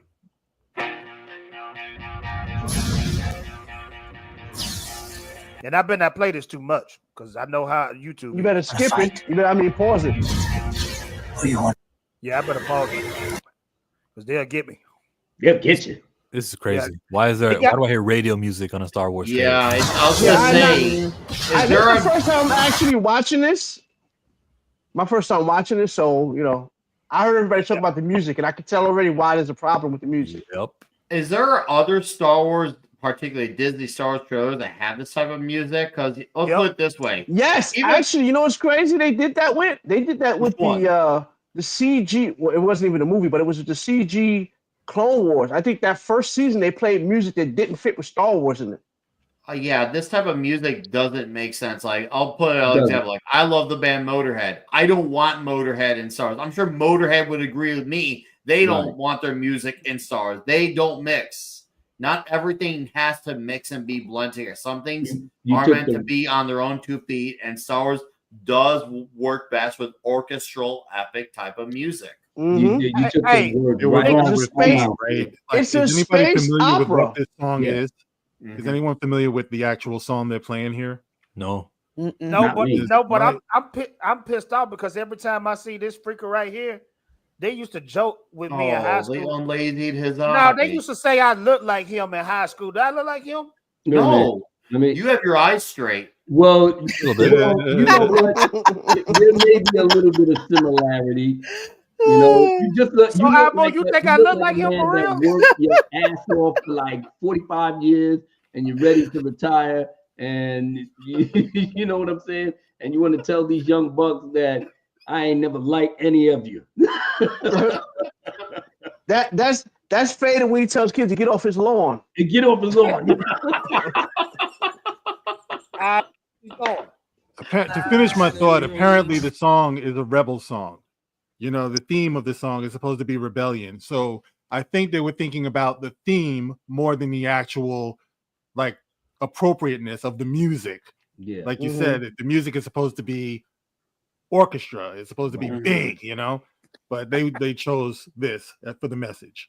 Whoever did this needs to be shot. No, whoever did this needs to get fired and then get shot. In Minecraft. I'm not gonna lie though, Abu. You right though. This looks good. It looks good. Listen, you have all of us have endured the Acolyte from start to finish. Everything was trash. Then you get to see something like this that has probably an actual real script. Okay. And they're telling a very intimate story on on everything that's going around just before the Death Star gets put together, and it's going to follow because we need to know narrative straight to Rogue One as a kinetic tissue. I'm looking at it from the standpoint, and we already know that Andor dies at Rogue One, but I still love the fact that they give him the backstory in terms of how he came into the rebellion and how his outlook is about, we're all about this rebel thing. Let's get this cracking. And whatever trials and tribulations he went through, he came to the realization, especially in season 2, that this was my calling, and I'm all in. Abu, and I can promise you. I just love the characters. I'm glad they got Panic back. Tell him. But I also, me myself personally, I really like how the Empire. I know that man in the y'all zone. Don't give a shit about it, but I'm just saying. I just like how the Empire, I guess, moves in the circles to to weed out the people that's against them and this, that, whatever. If I had my way, I would still have like a couple of scenes with Darth Sidious and Darth Vader talking about this, the Sith and the Jedi and this, that, whatever, while all of this shit is going on. But that's me. Abu, you know how sometimes you can accidentally mute yourself. I think Abu accidentally mutes everybody else. I think you'll be hearing shit, bro. But yeah, what I'm saying, I was trying to make the point. I was trying to make the point that at the end of Rogue One, nobody cared about Andor, right? So you got this show now that's showing you how this guy got to be the guy that nobody cared about in Rogue One. And that's the reason why I got a problem with it, because he wasn't an engaging character in Rogue One. So you're giving me this backstory, like you're going to have to explain to me how he got to be as boring as he was in Rogue One. That's all they can do for me. Like what made him as boring as he was? That's all I'm saying, bro. Like I need to know. Was it something like, did he go through something that hurt him? Listen, bro. We watched Rogue One. He was already established. Blase blah. Jyn Erso came in. Blase blah. They got together. Now they got to go to the mission. For whatever reason, they chose him outside the girl or what have you. But everybody died. It's just that his the girl is Jyn Erso. She was really the focal point of the movie. And she was dope. I like Jyn Erso. Pretty much the sidekick. And not the sidekick, but he was the second lead. So they was the one that was in the forefront, But for whatever reason, I like both of them. But when they did the Andor season 1, I said, okay, I like the character, so I'll watch it and see what his story is. And I got into it. That's all. So let me ask you Rogue One, you did actually want to know more about Andor when you was watching Rogue One? Did. I did. Okay. All right. The reason why I'm laughing, I know where Mark going with this. Mark is gonna get to the punchline, and then I have to go through it all over again. I'm literally, I am legitimately curious. That's all. I just wanted to know. I know where Mark is going with this. I'm in my own island, Mark. I know. But Abu, now listen, Abu, because Mark make a good point.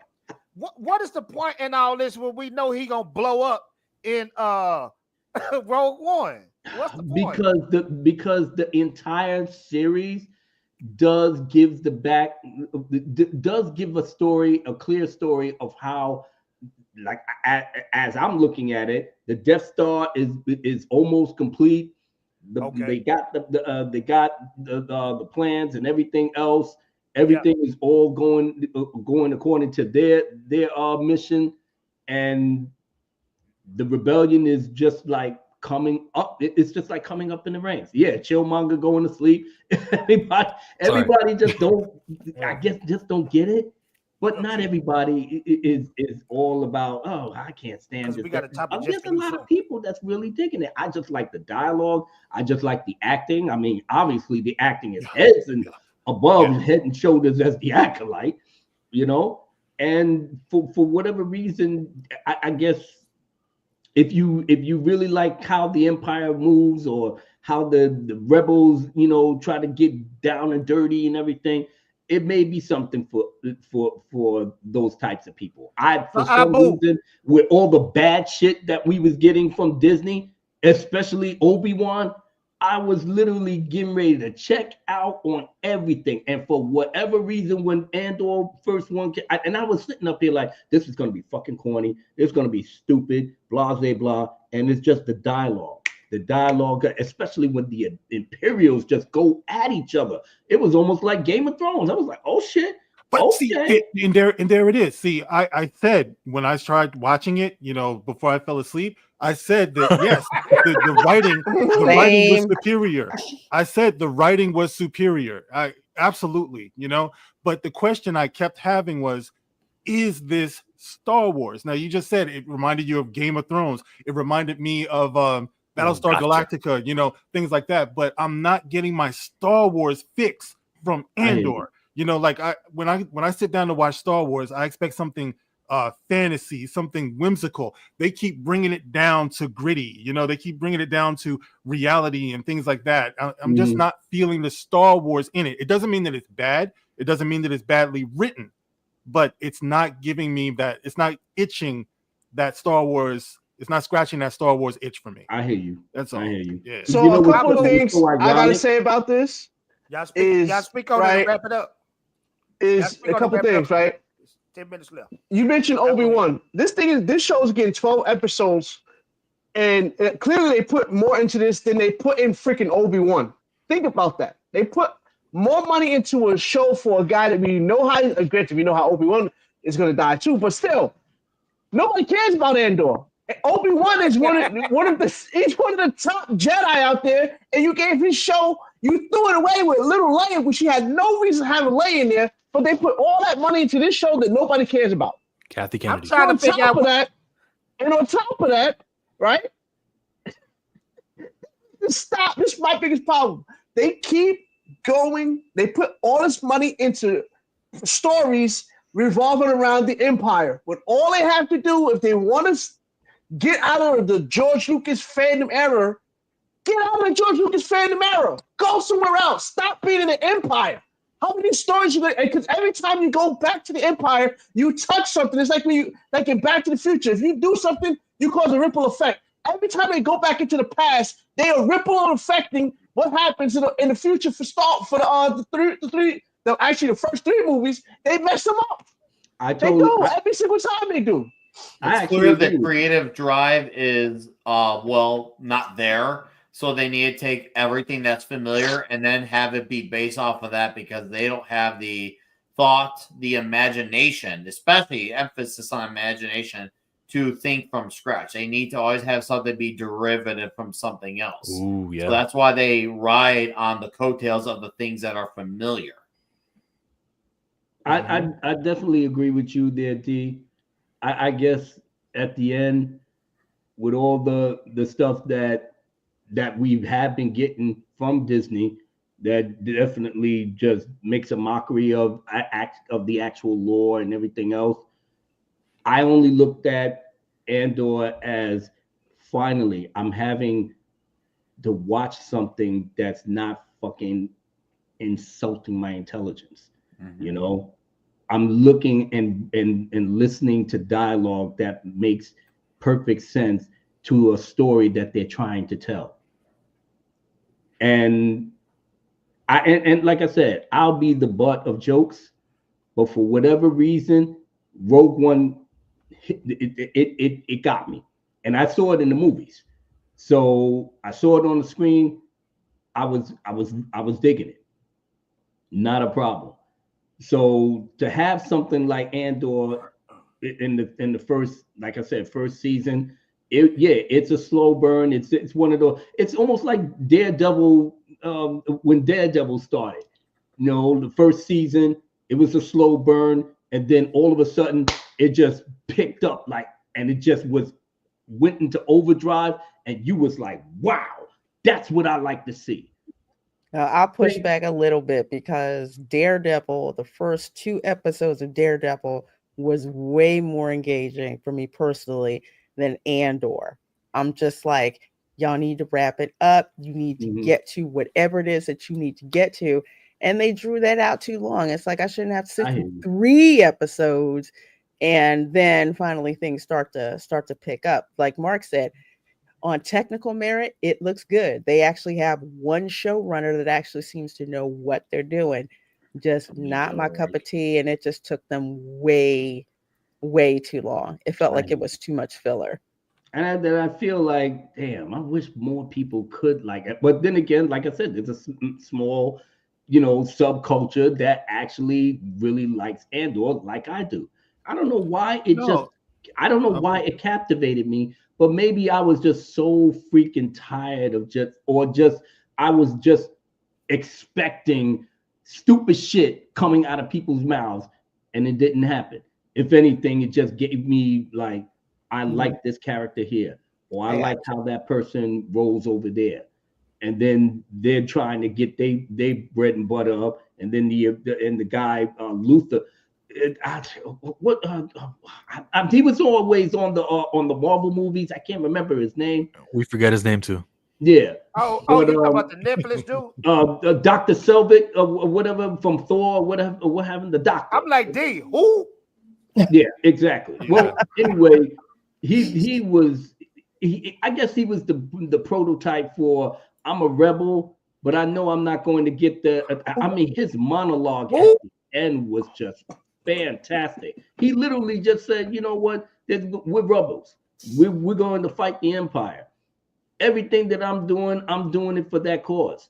I did dirty shit that I should not be even blessed to even get to this part. And I will freely throw away everything that I believe in just to make sure that we could stop the Empire. And nobody will not miss me. Nobody will even hear of me. I mean, literally, that was his monologue. But the way he said it, because he felt like, what? You don't believe in what I'm about to do, or what I'm going to sacrifice with? Motherfucker, I'm burning bridges on all levels. I'm setting you up to fail just to make sure to get the Empire out. And I was blown away. I was like, Abu, okay, Abu, we know you love the show. We got 5 minutes left. We got make it 10 minutes then. No, man, we know. I did that just for you. Now I gotta cater to the everybody else. Like I said, I'm just very passionate about this show, and like I said, you're not the only one. You're not the only one who loves the show, bro. There's a lot of people out there who like. Yes, a lot of people like it. Boo, we just be joking with you, man. It's okay if you like it, but changing the subject real quick, real fast. Abu Nas, your worst enemy, James Gunn. He has brand new updates to the DCU.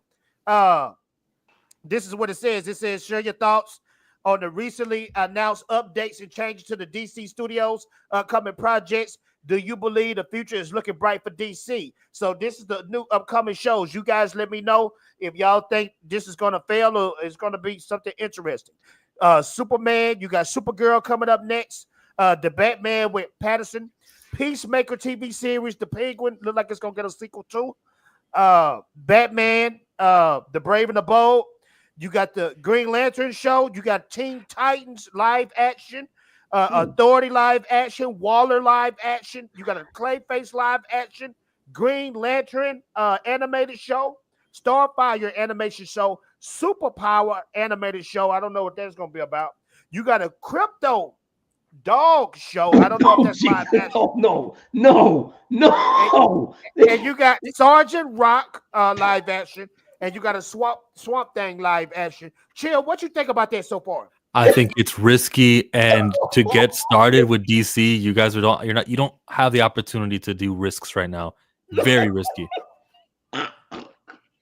Anybody else? You know, DC Studios, aka DCU, the upcoming DCU, need to learn to walk before it can run. They need Superman to not only do good, it needs to do gangbusters before they can start making everything else. It's kind of like when you have comics doing well. When your Superman and your Batman comics are doing good, you can start to take risks on your Zatannas, your Booster Golds, your Questions. You can take risks on the small characters after. But they want to bring in all these characters. And I say that as a fan of Booster Gold, as a fan of Sergeant Rock. I, of course, love the Lantern Corps as well. But they're announcing this project, and we don't have Superman movie even out yet. We don't even know if Superman is done respectably in a movie where it might not even be his own movie. We still haven't even seen it yet. Obviously, we'll find out come July. But this is just way too much. At least when we had Iron Man and the Incredible Hulk.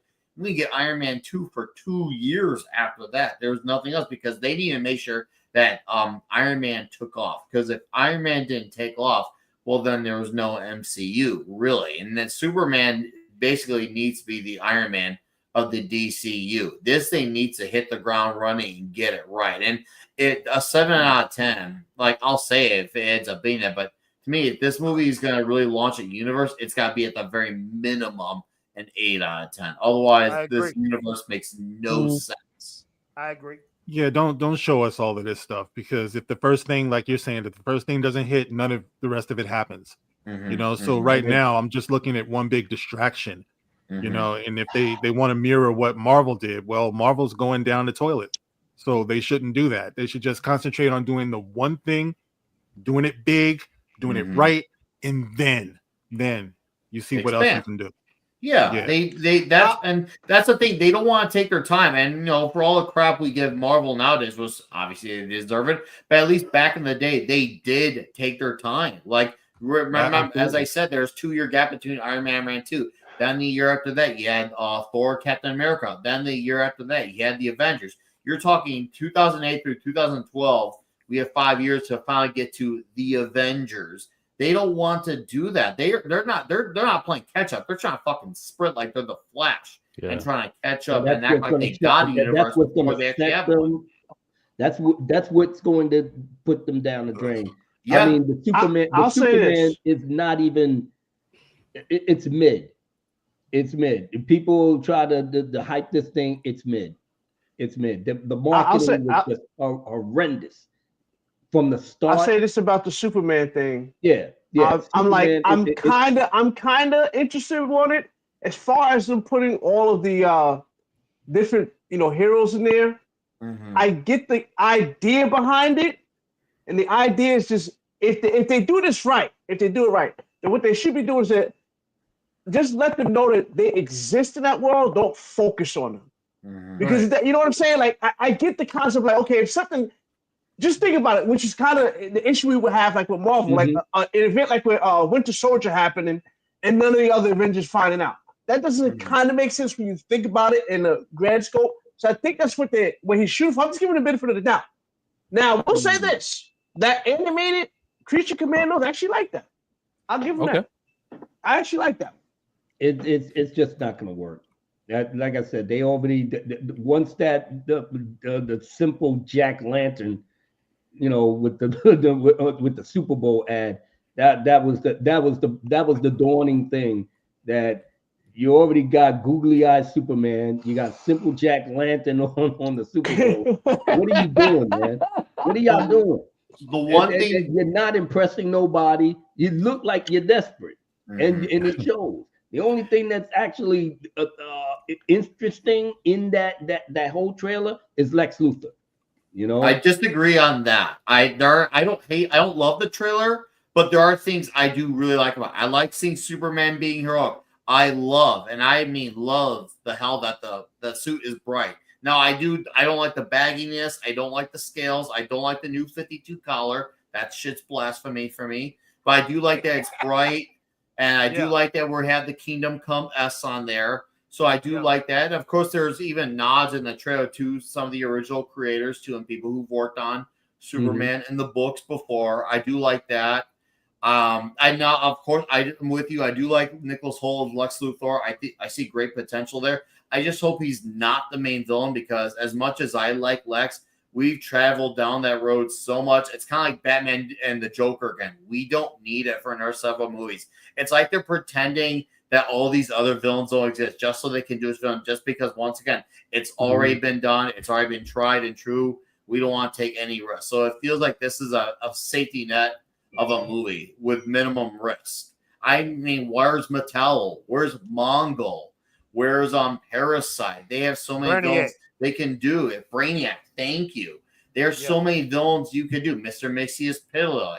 I mean, rest in peace, Gilbert Gottfried. He was such a great voice for the character. They have so many villains that they could do this, and they're not doing those villains right off the bat. That, to me, is one of my concerns. So there's things I like about it, but there's things I don't. I just worry that Superman's going to be a supporting star in his own movie. Even though I like that the guy's tall, I do like that he's moderately muscular, not like a bodybuilder. Because to me, Superman is. Oh yeah, he's tall. He's like 6'3", 6'4", which is what he's supposed to be in the comics. And Lois Lane's actually short.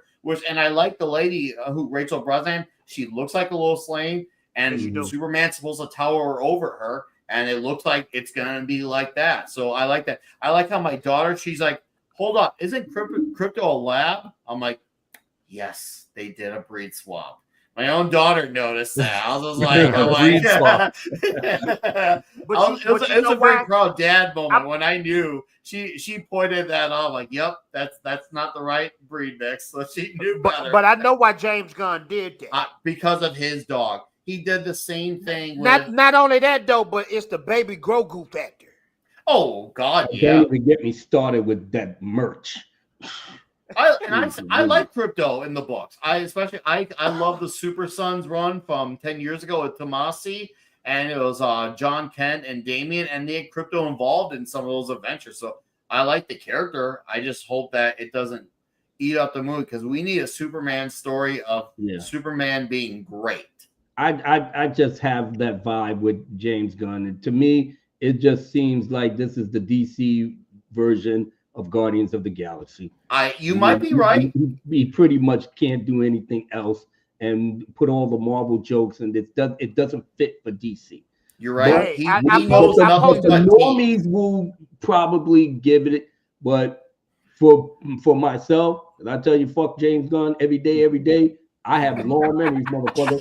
Y'all disrespecting Henry, and y'all gonna act like he didn't, like I said, they brought him back, and then you fired him, and you had him tell all the audience that he was coming back. You know, but it's a dead issue for most of the fans. Good luck, but when that shit bombs, when it will, I will say this. That we should not have done what we did. We should have stuck with Henry Cavill. He was that dude. He was always going to be that dude. And every time I saw him, this guy flying around, going around, I said to myself, yeah, I'm staying with Henry. Fuck him. I will say this. Henry did an excellent job. But I will say this. It's a 50-50 thing with me. If Gunn do an excellent job, I'm going to give him props. If he do a terrible job and it end up being trash, I'm going to clown him to high heaven. You know what I mean?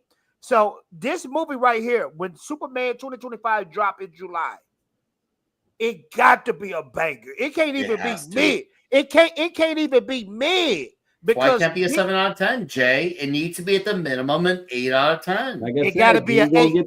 You ain't gonna get the ladies coming into this Superman. They're gonna look at this dude like, he got trunks. Fuck out of here. Yes, Henry. Yep. Superman should have trunks. Man of Steel. They're gonna be Superman happy. should have trunks. That's the part of his suit. It was a homemade outfit that his mother made him. Loretta, what we got right here? Well, let's see. Uh-oh. I was looking at the comments. No way. Okay. Chillmonger. Why does she have rested bitch face? What is going on? Come on, smile. What the hell? Last topic of the night. I miss Chadwick too. I miss him. Goddamn, Sherry. I mean, you just look like you just mad at the world. She's like she pissed, man. Be a hero, girl. Oh, bro, that's the face that's the face they have when they look through their man phone while he sleep. Bro, when he sleep and she look through the phone, that's how they look. You know what I'm saying? Chill. That's a face I judge you. I judge you for wearing your clothes. I judge you for the people that you work with. Boo, that's the look they have before they throw the brick through the windshield. I know. You know? I know. I'm like, baby girl, you don't have to look like that. Oh, she's an amateur. It takes a real expert to smile. Man. And then cut your tires.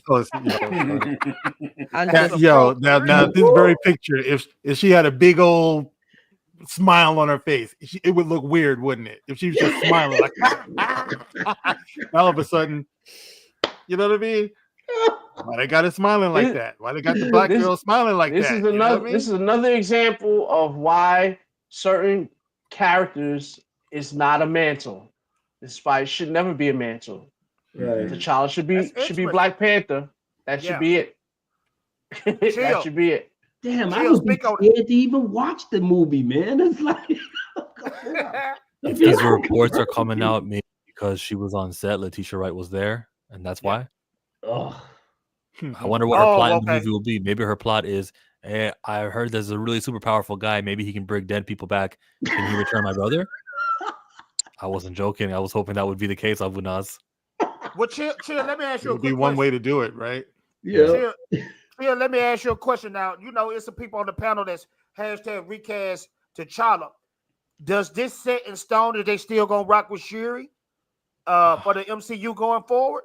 I don't know, because at the end of the day, it's still an Avengers movie. This is a crossover. She'll have a cameo. She might be on screen for 10 minutes of the whole 2-hour production. I don't think it says anything. Mm-hmm. Okay. And that's the problem, because nobody is checking for her, really. Yeah. You know, when you think about the heroes that will be on screen and who will get like applause or cheers or whatever, she won't be one of them. You know? And it's like I was saying, I heard you guys talking about the whole Anthony Mackie thing. It's so disrespectful, because if they bring Chris Evans back, everyone would cheer that. They would cheer that. You know, the audience will decide at the end of the day, and they're going to cheer for that. They're not going to cheer for Anthony Mackie. Like, I'm sorry. You imagine so why old are man we Cap? Yeah. They already did for that? him as Johnny in Deadpool and Wolverine. They will do it again for him if he comes back as Captain America. Mm-hmm. Yeah, it's a sad fact. I mean, he is Captain America.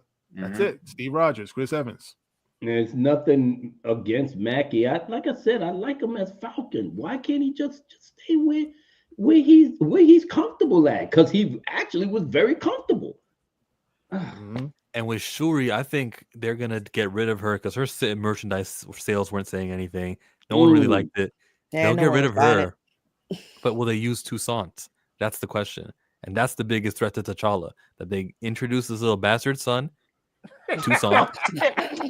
I don't even count that as what is that, canon? He does not have to have a bastard son. I mean, seriously? I think that's the biggest threat. They're going to probably warp speed age him up into some adult, and ta-da, T'Challa's back. Aren't you guys happy? No, we want T'Challa, not substitute He's T'Challa. supposed to have his queen and have a baby that is, I mean, like I said, man, you just don't even have just why is it that because the color of our skin has to be the first thing that we just gonna have everything out of wedlock? It's a fantasy. He has a kingdom, he can have a queen, and he can have the proper prince. Because you have the proper prince on everything else, but except with us. You know? It's kind of pisses me off. Literally. It's sad that they took this role away from other black actors who could also play Prince T'Challa. That's another thing that they ruined for other black actors too. There's a lot of great young, youthful men out there, vibrant, and say, hey, I can do this role. Let's go. And they're, oh no, we're not gonna recast a character. You recasted War Machine, and you're not gonna recast it. You recasted the Hulk, but you're not gonna recast Black Panther. And Red Hulk. I feel like would have at least, I won't say, it would have, broken the bank for Wakanda Forever, but I feel like it would have at least improved its performance a little, because obviously story matters overall at the end of the day. But I feel like people really wanted more Prince T'Challa, because let's be fair here. We still barely got it started. We got one movie, him in Civil War, and the Avengers 3 and 4. we still were trying to grow with the character a bit. And I would feel like we needed more of his journey. His death, his story was still not done. It didn't feel complete. At least when Captain America and Iron Man wrapped up their arcs, it felt like there's at least more of a sense of completion. With Prince T'Challa, we felt like we were still like in the early days with him still. Nick, I basically was at the forefront when he passed away. I couldn't even, because I was grieving, you know, just like the rest of the world, and I just felt like there's nobody that could really take his place. I mean, he was just the perfect storm. He was great. I was in my feeling. And Mark, of course, my brother, he understood, but he had to put some sense into me too. I mean, at some point, we got to have that man back, you know, because we was having not even so much a crisis, but now we was having a black superhero that was engaging the entire world. You know? Without race swapping. Without a race swap. It's almost like, you know, I love Batman, I love Superman, I love that, but they was white, but we accepted them because they was our heroes. And now we finally get a black, and the ironic part is that this black character was created by a Jewish man. Yeah. So, Lee and and Kirby. feel like this is something that we should have, you know? So I'm all about trying to say, okay, I get it, Mark. You're right. You're right. We have to have T'Challa back, because if a blonde hair, a little white child will sit up here like, I love this costume, I like Black Panther, that's a beautiful thing to see. Because you'll sit up here and be like, I want to be like Superman, I want to be like Batman, I want to be like Spider-Man. It's a perfect storm. It just took a little bit with my brothers to get me back on track, because I was in my feelings and I missed that brother. That's pretty. And the thing about it is, too, it wasn't. I'm sorry. Go on. No, I was gonna say, to tag on to what Abu was saying, that first Halloween after Black Panther came out, the most popular costume, always seems to be Darth Vader. Right behind that was Black Panther. I saw black boys, white boys, Asian boys, Hispanic boys.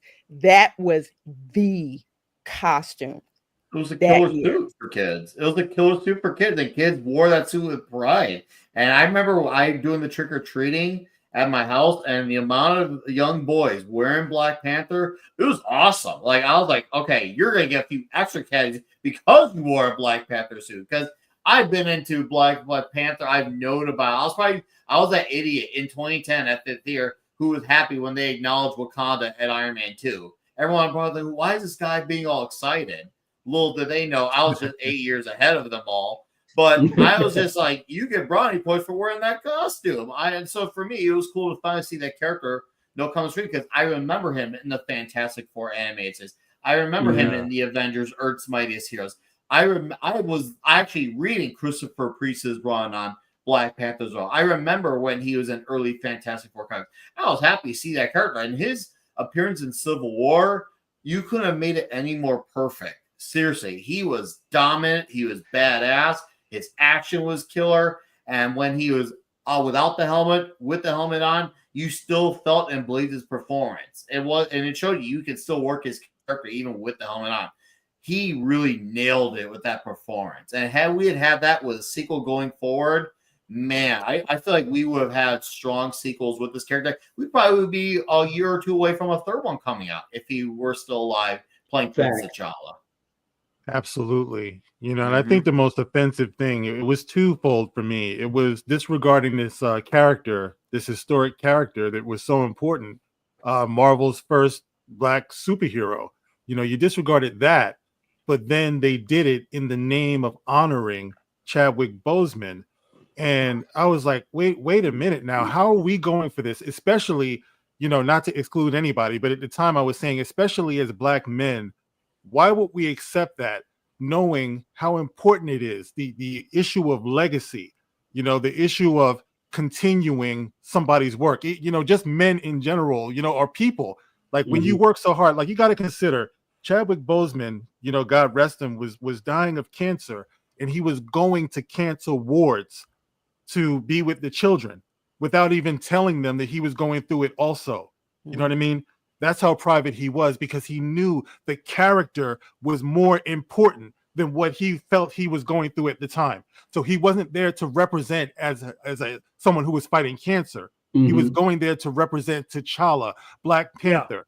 How dare they kill the character to mock his death?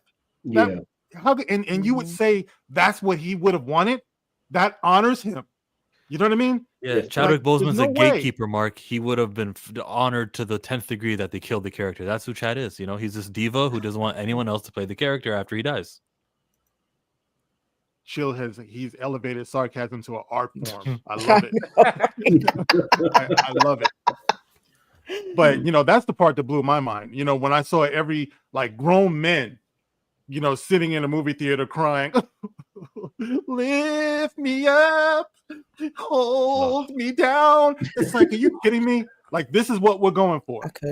We're actually going to go for this. And you're going to argue with Chill. You're going to argue with Fatal. You know, you're going to argue with me and Buckmeister and all of these people who are saying this all these years, calling us names. You know, that's the part that really blew my mind, man. It's like you would never have to go through something like this with Superman or Spider-Man or Captain America. But Black Panther, they're going to argue you down about the importance of this character. You know what I mean? It's ridiculous, man. You know what I mean? Like, Batman got executed in that video game, and you saw what happened. Everybody lost their minds. They took it back. You know what I mean? Yeah. But this, we're not allowed to say anything. You know, don't worry. One day they'll make it right. One day. It's too soon. Get out of here, bro. Come on, man. You see the video game news, I'm right? Sorry, man. A bunch of pussies, man. I swear to God, bro. You heard it first. It's been too long. How long has it been? How long has it been? It's been when is considered too long, or that just translation for we're never actually going to do it. Yeah, we're at a point where it's 5 years since his death. It's not too long anymore. And what you did is you killed the momentum. Too soon. It's not too soon. Too soon, yeah. You've killed the momentum because things have changed. You know, the atmosphere of the audience has changed. Back then, everyone wasn't tripping off of DEI and stuff like that. Now you actually have people within the fandom who are saying we're tired of seeing black faces, period, in these movies. You know what I mean? Yep. It's like, I know it's a harsh truth, but it's the truth, you know? So it's like even a Black Panther movie today would be kind of scoffed at. You know what I mean? Like, it wouldn't play the same. It's sad. So it is sad, but, you know, once again, it's a harsh truth. It just is what it is. You know, so the temperature and the climate has changed so that now you have to take these things into consideration. You know, we are distracted by a Black Captain America rather than the story just sucked, you know? We have now, because of the culture being so infested with DEI, now DEI is being seen where it's not even, admittedly. And that's the sad part, is because there are things that could come out that could potentially be generally good, but we won't know because DEI has had such a harsh stigma to everything, which is really unfortunate because we have had decades of great action, comedy, all sorts of black-led characters. I mean, 90s was dominated by black families. My kid years were spent watching black families on TV, and they were all good. They were all of them were good.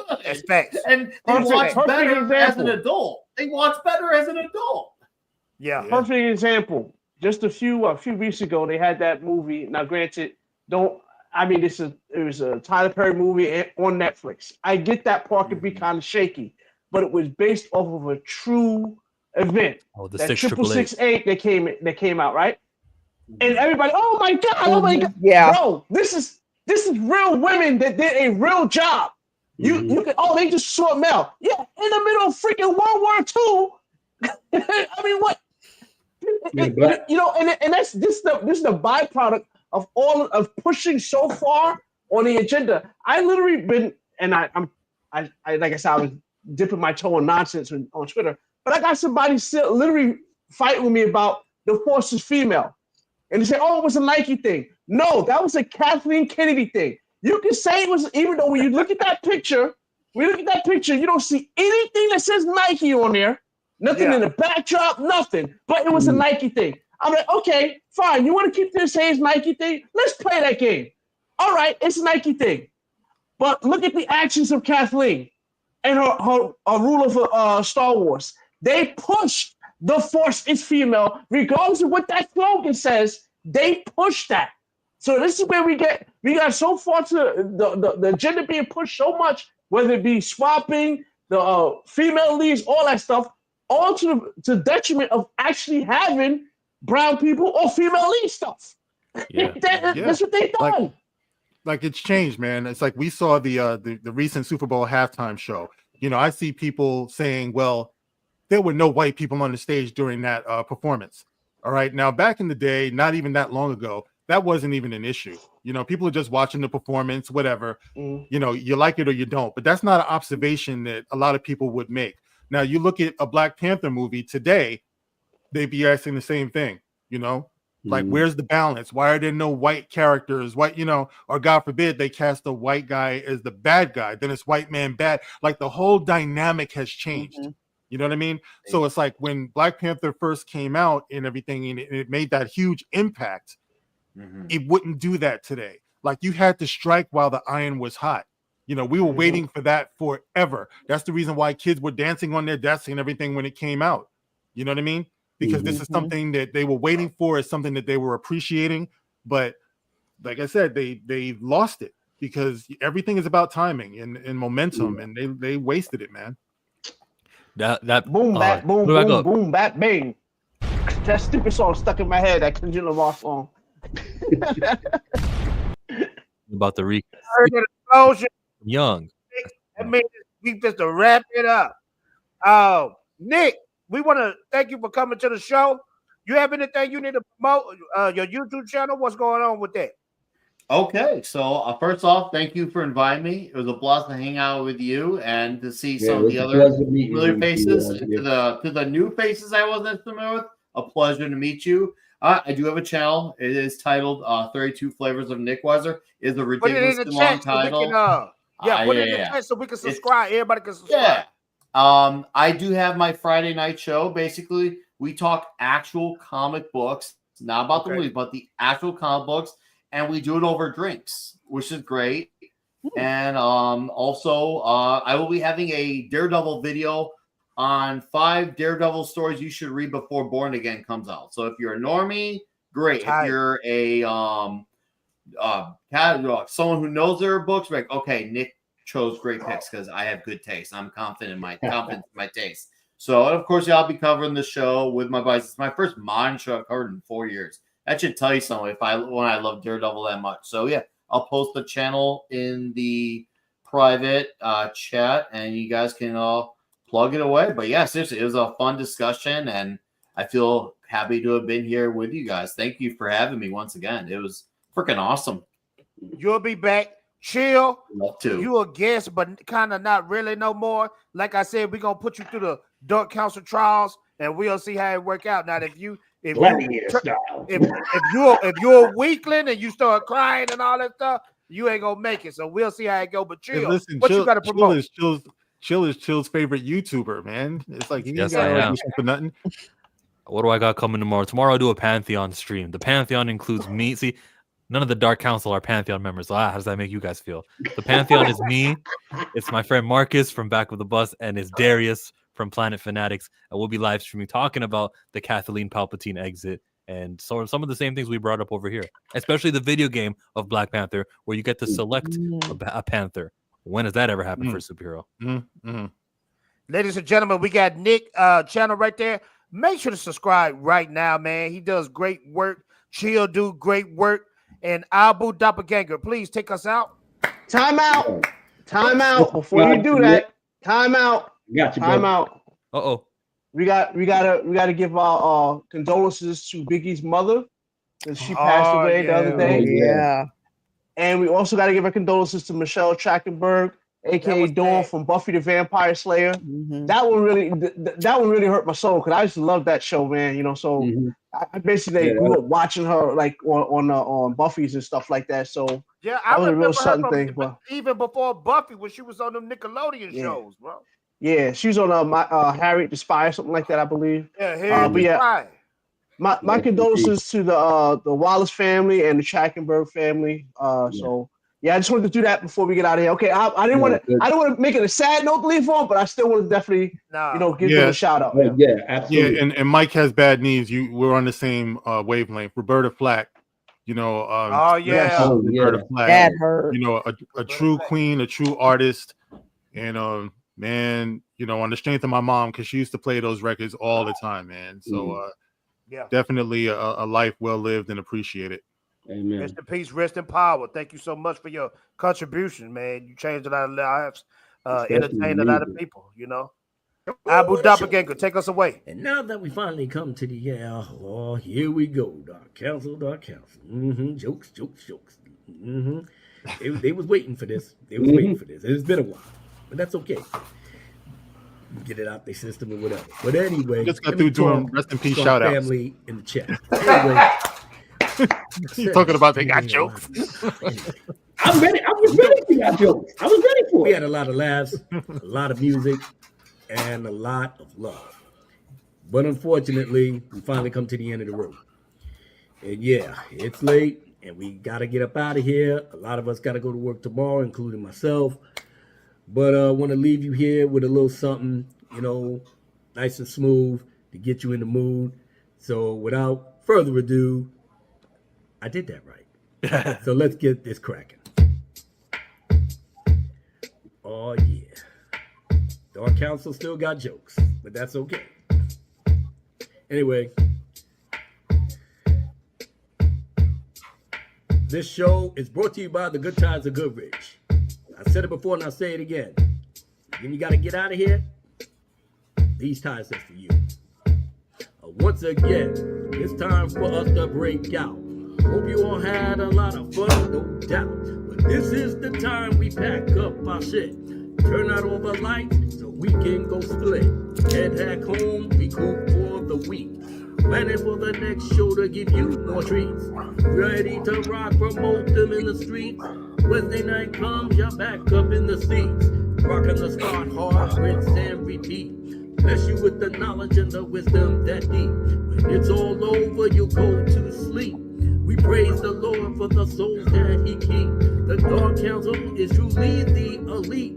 Super soldiers who's fighting for peace. When it's over, we come back to go teach. You step out of line, we'll put you on a leash. Yeah, the Dark Council will be back. I can promise you. Taking suckers off the map. I can promise you. You know they ain't coming back. I can promise you. We are, and that's a fact. Now that's what I'm talking about. The Dark Council will be back. I can promise you. Taking suckers off the map. I can promise you. You know they ain't coming back. I can promise you. We are, and that's a fact. Now that's what I'm talking about. Lyrically, I can bring you to your knees with ease. Jet overseas and learn what I need. Come back to the States to go with your weight. Look upon you up in your final state.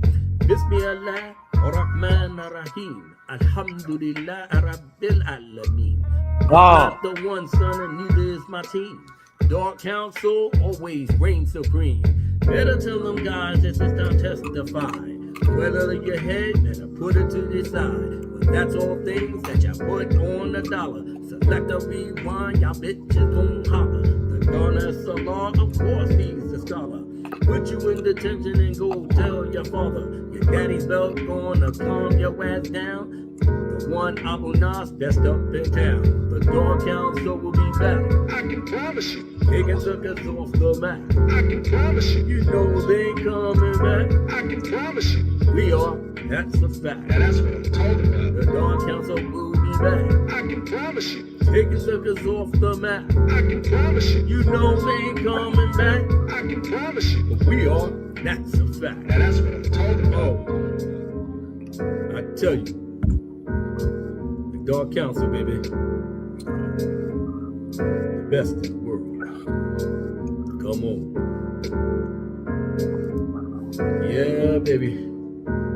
This is the where we gotta get up out of here. You know what I'm saying? One time for your mind, we get down.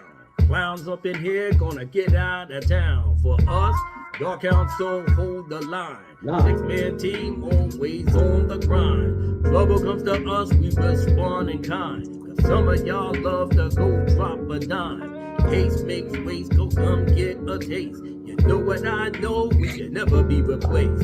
Thank you for always having our back. We love when you come through and just relax. Our producer, Lorena Creole, got our back. She's the real hero, and that's a damn fact. The Marginized, Morcalis, Syndrome 3. Walk with a C, Fatal J, yes and me. Come back, Callis. Well, now get the hell out our house. We'll be back next week, and that's without a doubt.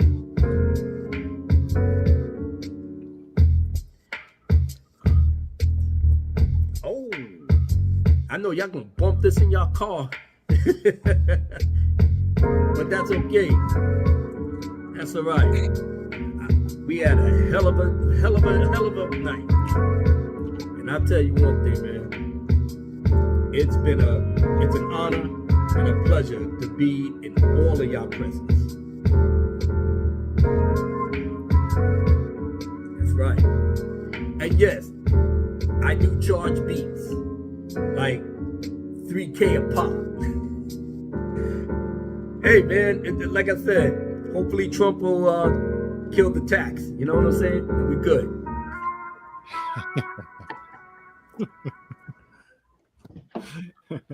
Ladies and gentlemen, that's the end of the show. I want to thank y'all so much for the replay crew. Make sure to smash that like button while you're here on your way out. Make sure to smash that like button. Anybody have anything else to say or promote before we get out of here? Much love. Spell Broken live on Sundays. Spell Broken Gaming on Saturdays. My regularly longer form videos on Fridays now, and the rest of the week are shorts. Make sure you check those out.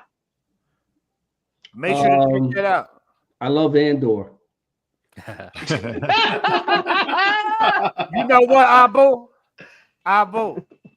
Just for you saying that, meet your cousin.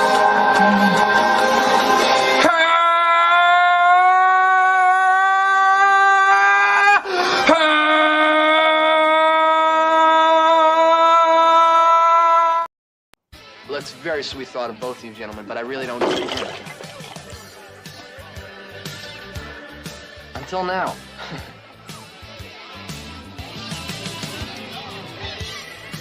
See you guys in the emergency room, huh? Hello, pretty lady. Tell me something. What's a beautiful broad like you doing with a malacca like this, huh? It's purely sexual.